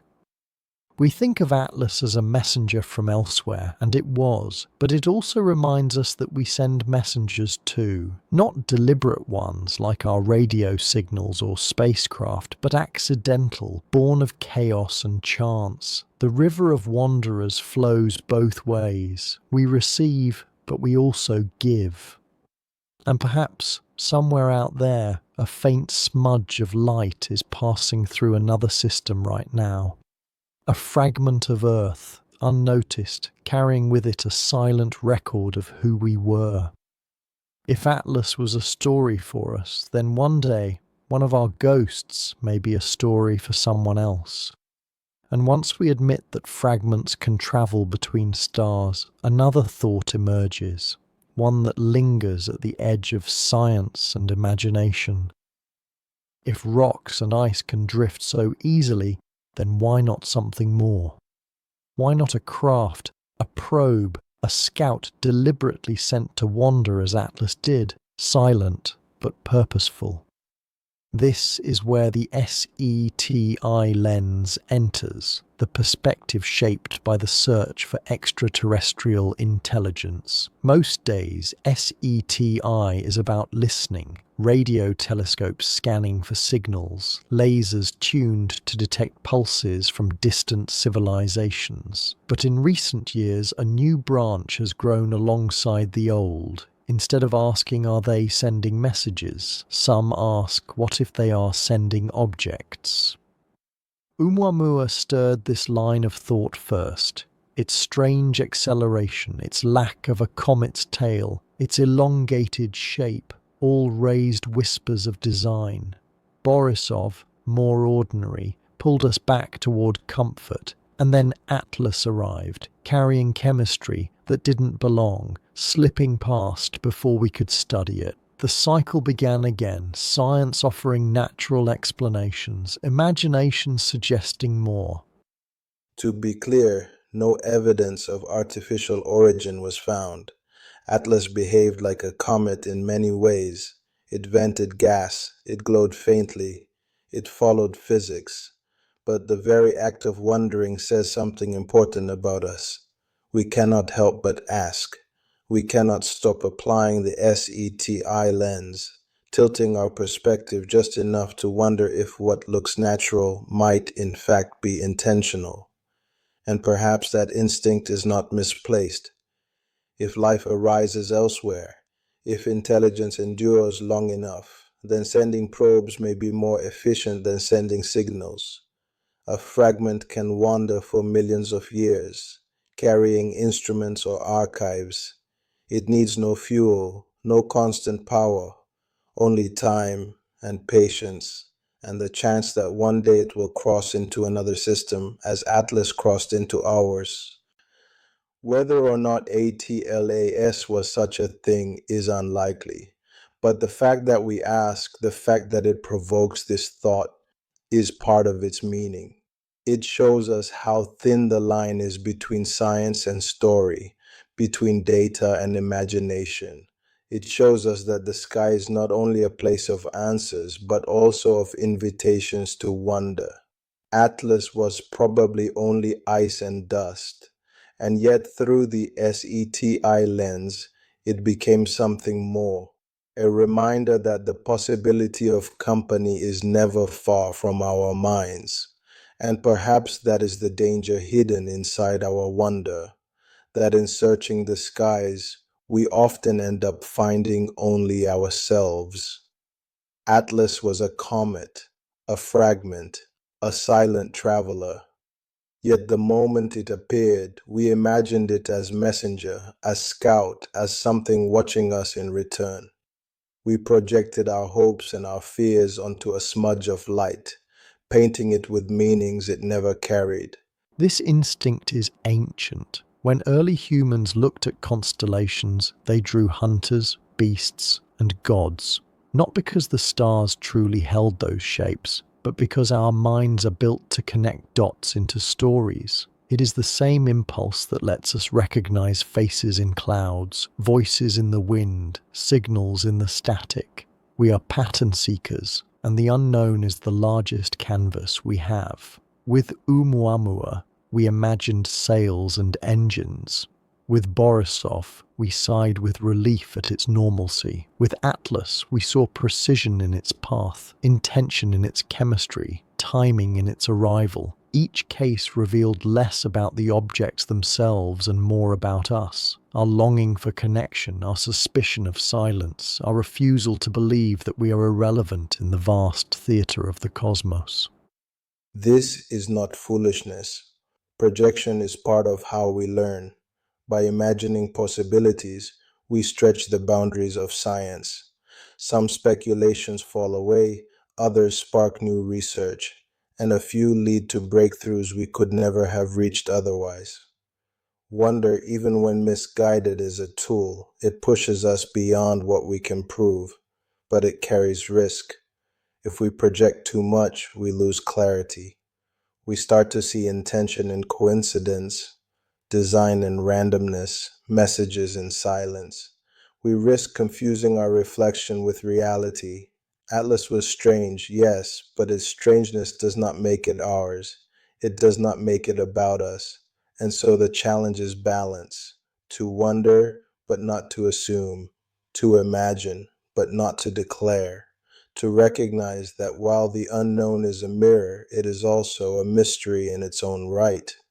Atlas was not a reply to our questions. It was its own story, its own fragment carrying the memory of another place. Perhaps the real lesson is this: the sky reflects our longing, but it does not revolve around it. And when we project ourselves onto visitors like Atlas, we learn not only about them, but also about who we are. And perhaps that is the secret to why ATLAS stays with us. It was never just data, and it was never just story. It lived in the space between, where science and imagination meet, where awe finds its balance. Too often we are asked to choose, to see the sky only as numbers or only as myth. But Atlas reminded us that the two are not enemies, they are partners.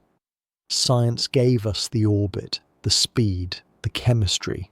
It showed us equations that proved Atlas was interstellar, that revealed its hyperbolic path, that traced its light curve into something measurable. Science grounded us, pulled the wanderer out of the realm of superstition, gave it a place in the catalogue of things we could name. But imagination gave us wonder. It let us ask whether coincidence was more than chance, whether silence could be reply, whether this fragment carried intention or story. Imagination allowed us to see Atlas not only as an object, but as an invitation to dream, to speculate, to remember how small we are and how wide the cosmos remains.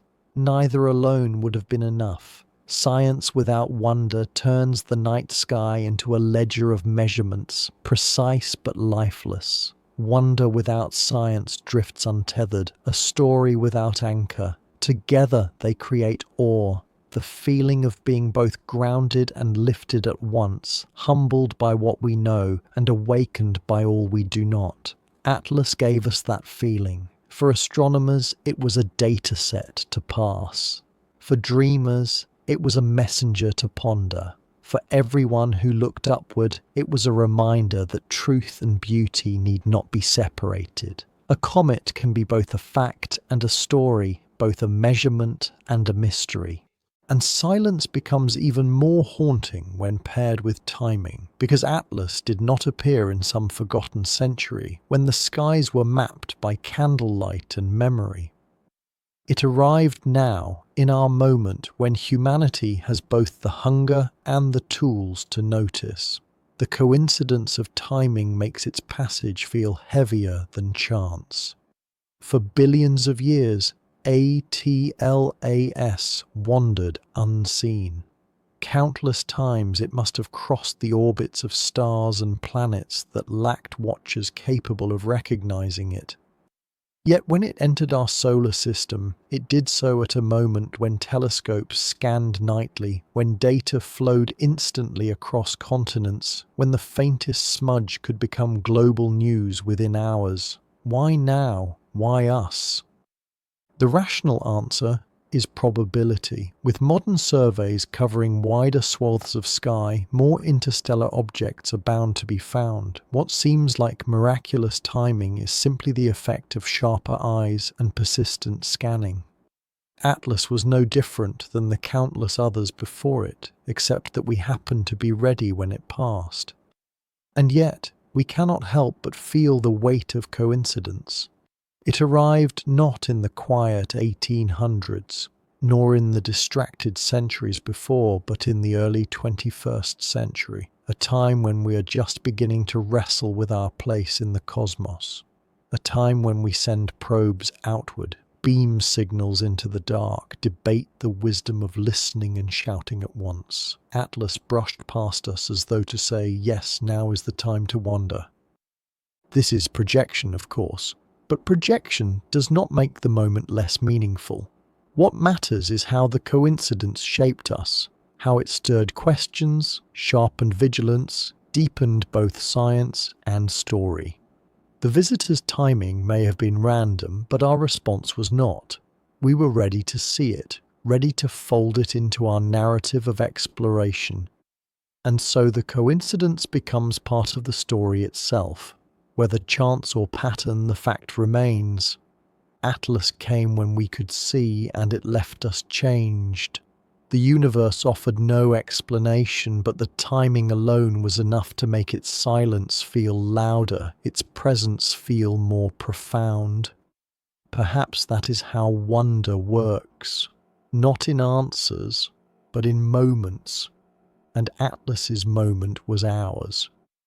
And once we call a moment ours, we cannot help but shape it into story, because this is what humans do. We search for patterns, weaving coincidence into meaning, stitching randomness into narrative. Atlas, like every wanderer before it, became more than a comet the instant we began to tell its tale. We saw its timing as significant, its orbit as precise, its chemistry as uncanny. Each detail alone might be unremarkable. Together, they formed a web of intrigue, a story that felt designed even if it was not. This is not deception, but instinct. Pattern seeking kept us alive when shadows hid predators. It built constellations out of scattered stars, gods out of lightning, prophecies out of comets. And now it builds significance from ATLAS's brief passing. But there is power in this instinct. By telling stories, we give events weight. We keep them alive in memory instead of letting them vanish like sparks into the dark. Oumuamua became legend because we wondered what it might have been. Borisov became famous because we compared it to homegrown comets. Atlas took its place in that sequence, not just as data, but as story. Without story, it would already be forgotten. Of course, patterns can mislead. We risk seeing intention where there is none, destiny where there is only chance. To guard against this, we lean on science, testing patterns against equations, seeking truth beneath the tale. But even when science strips the story down to numbers, the impulse to weave remains. It is part of being human, part of how we relate to a cosmos that otherwise feels indifferent. And so Atlas's patterns, real or imagined, will linger. They will be cited in papers, retold in classrooms, whispered in podcasts and bedtime stories. They will inspire questions we might not otherwise have asked. They will make us more alert to the next visitor, more sensitive to coincidence, more alive to wonder. The truth may be simple. A comet from another star, passing unnoticed by all the others, briefly visible to us. But the story is larger, a messenger that arrived at the right moment, stirred the right questions, and reminded us that even silence can carry weight. Patterns turn coincidence into meaning, and meaning is what endures long after the light itself is gone. And meaning, once given, begins to echo. Atlas was not just observed, it was shared. In that sharing, it became more than a point of light in a telescope. It became part of our collective memory, rippling outward through conversations, classrooms, media, and imagination. For scientists, ATLAS is a case study, a set of data points, a paper in the archives, a challenge to existing models. But for culture at large, it is something softer, more enduring. A bedtime story for curious children, a metaphor for poets, a symbol for those who see in it a reminder of how brief and fragile encounters can be. The comet's faint trail burned no brighter than countless others. Yet because we named it, studied it, and wondered about it, it entered the human record. This is how memory works on a civilizational scale. We rarely remember only the facts. We remember the feelings, the questions, the stories that wrapped around them. Halley's Comet became a character in history, not because of its chemistry, but because it was tied to kings and empires, to art and fear. Atlas, in its quieter way, will find a similar place. It will not rule headlines for centuries, perhaps, but it will remain tucked into the collective narrative of a species that once looked up and asked, "What if?" Already its echoes are spreading. Documentaries, podcasts, essays, each one layering another meaning onto the event. Some frame it as evidence of abundance, proof that interstellar wanderers are common. Others use it as metaphor, a fleeting visitor, a reminder of impermanence, a symbol of mystery in an age that too often demands certainty. And culture, unlike data, does not fade so quickly. Once woven into story, ATLAS will live on long after its light is gone. Children not yet born will one day encounter its name in a book or a classroom. Some will shrug. Others will feel the same spark of awe we felt, and in that spark, the echo will carry forward. This is the quiet power of the cultural echo. It turns a comet into more than ice and dust. It makes it part of us, part of the way we explain ourselves to ourselves. Atlas is gone, yes, but it is not forgotten. Its trail lingers in our shared imagination, and there it will shine far longer than it ever did in the sky. And yet, culture is only the broad canvas. Beneath it, each person who looked up, or read, or listened, carried their own private reflection of Atlas. Because every mystery, no matter how cosmic, is also a mirror, showing us not just what is out there, but what is inside us. For some, ATLAS was a reminder of fragility, a faint comet that appeared and vanished, gone before most even knew it was there. They saw in it the brevity of life, the way moments slip past if we do not hold them carefully. Its trail was a meditation on impermanence, a cosmic echo of how fleeting our own days are. For others, ATLAS was a spark of connection. Across the world, people who had never met shared the same smudge of light, the same story told in different languages. It was a reminder that wonder itself is universal, that no matter where we stand, we all live under the same sky, and sometimes we all look up at once. And for a few, ATLAS was a challenge, a fragment of another system, silent but undeniable, daring us to do better, to sharpen our tools, to stretch our reach, to dream of chasing the next one more boldly. For them, the comet became not only a question, but a call, a reason to build, to study, to prepare. This is what makes personal meaning so powerful. The same faint visitor, the same thin line of light can become grief for one, joy for another, motivation for a third. The comet itself does not change. What changes is the eye that sees it, the mind that receives it, the heart that interprets its silence. And in this way, Atlas was not only part of our collective story, but also 1,000 individual stories, each viewer carrying away a version of it shaped by their own lives. For some, it will be remembered as the night they stayed up late and saw the universe differently. For others, it will be a name in a headline, half forgotten but still faintly echoing years later. For all, it was a mirror, reflecting back not just the stars, but ourselves. Because in the end, the meaning of ATLAS is not only in what it was, it is in what we saw in it. And that meaning, personal and private, will last as long as memory itself. And what we saw in it will not stop with us. Atlas is gone from the sky, but it lingers in memory. And memory has a way of reaching forward. Each discovery plants seeds for generations yet to come, not only in data, but in imagination. The scientific record ensures this. The light curves, spectra, and orbital data collected in its brief window are stored in archives that will outlive us. A student decades from now may sift through those lines, finding patterns overlooked, drawing new meaning from numbers left behind. For them, Atlas will not be a faint smudge in the night, but a case study, a stepping stone, a clue that helped build their era's understanding of the galaxy.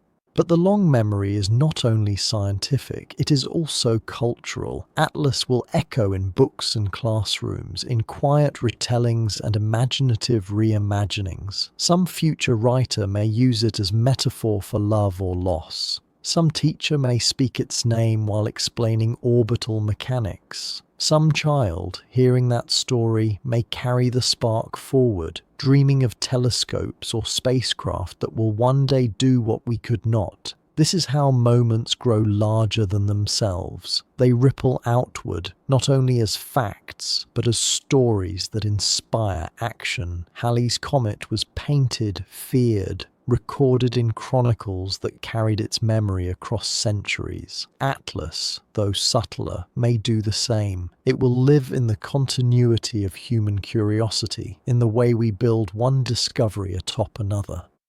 And perhaps that is the most beautiful part of all, that something so small, so fleeting, can shape futures so far beyond itself. A fragment of ice and dust from a forgotten star system becomes part of the architecture of our knowledge and our wonder. It joins the chain of moments that slowly stitch our understanding together, not in decades, but in centuries. Atlas may never return, but its memory will. In every new visitor we study, in every new instrument we build, in every new child who looks up with questions, its shadow will linger. A reminder that even brief encounters can echo for generations. The comet has left the sky, but its place in the long memory of humanity has only just begun. And if memory carries forward, then patience must guide us. Because the universe does not hurry. It does not rush to reveal its secrets or bend itself to our timelines. It waits, steady and unchanging, while we stumble forward, learning piece by piece. Atlas, in its silence, was a lesson in that cosmic patience. For millions of years it wandered, indifferent to who might see it. It crossed gulfs of emptiness, brushed past invisible clouds of dust, threaded through the quiet between stars. It did not aim itself toward us, nor time its arrival to our readiness. It simply moved, and when our brief moment of awareness intersected with its long journey, we called it discovery. This is how the universe teaches, slowly, indirectly, with reminders that our urgency is not its own. We crave immediate answers. We demand clarity. But the stars respond with intervals measured in millennia, with lessons that unfold across lifetimes. We are the impatient ones. The cosmos is endlessly calm. And perhaps that calm is a kind of generosity. Because though we miss far more than we catch, the universe never stops offering. Another comet will come. Another faint visitor will cross our sky. Another clue will arrive, whether we are ready or not. The patience of the cosmos means the story never ends, only pauses until we can hear again.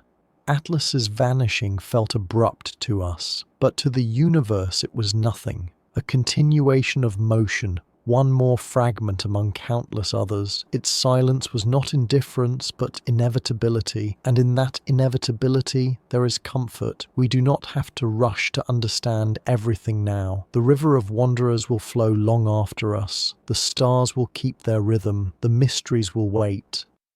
This patience is not an excuse for idleness, but an invitation to humility. We learn as quickly as we can, but we must accept that knowledge will always arrive slowly, unevenly, in glimpses. The universe is not hiding from us. It is simply vast, and its patience gives us time. Time to grow, to question, to prepare for the next visitor. So Atlas becomes more than a comet. It becomes a reminder that the cosmos is not in a hurry. It will keep whispering quietly until we are ready to listen more deeply. And listening more deeply is where we are left, even now. Because Atlas did not close its story. It passed us by, left fragments of light and data, stirred imagination, and then slipped back into silence. What remains is not resolution, but a question stretched across the dark, refusing to end. The endless question is not what was Atlas, though that matters.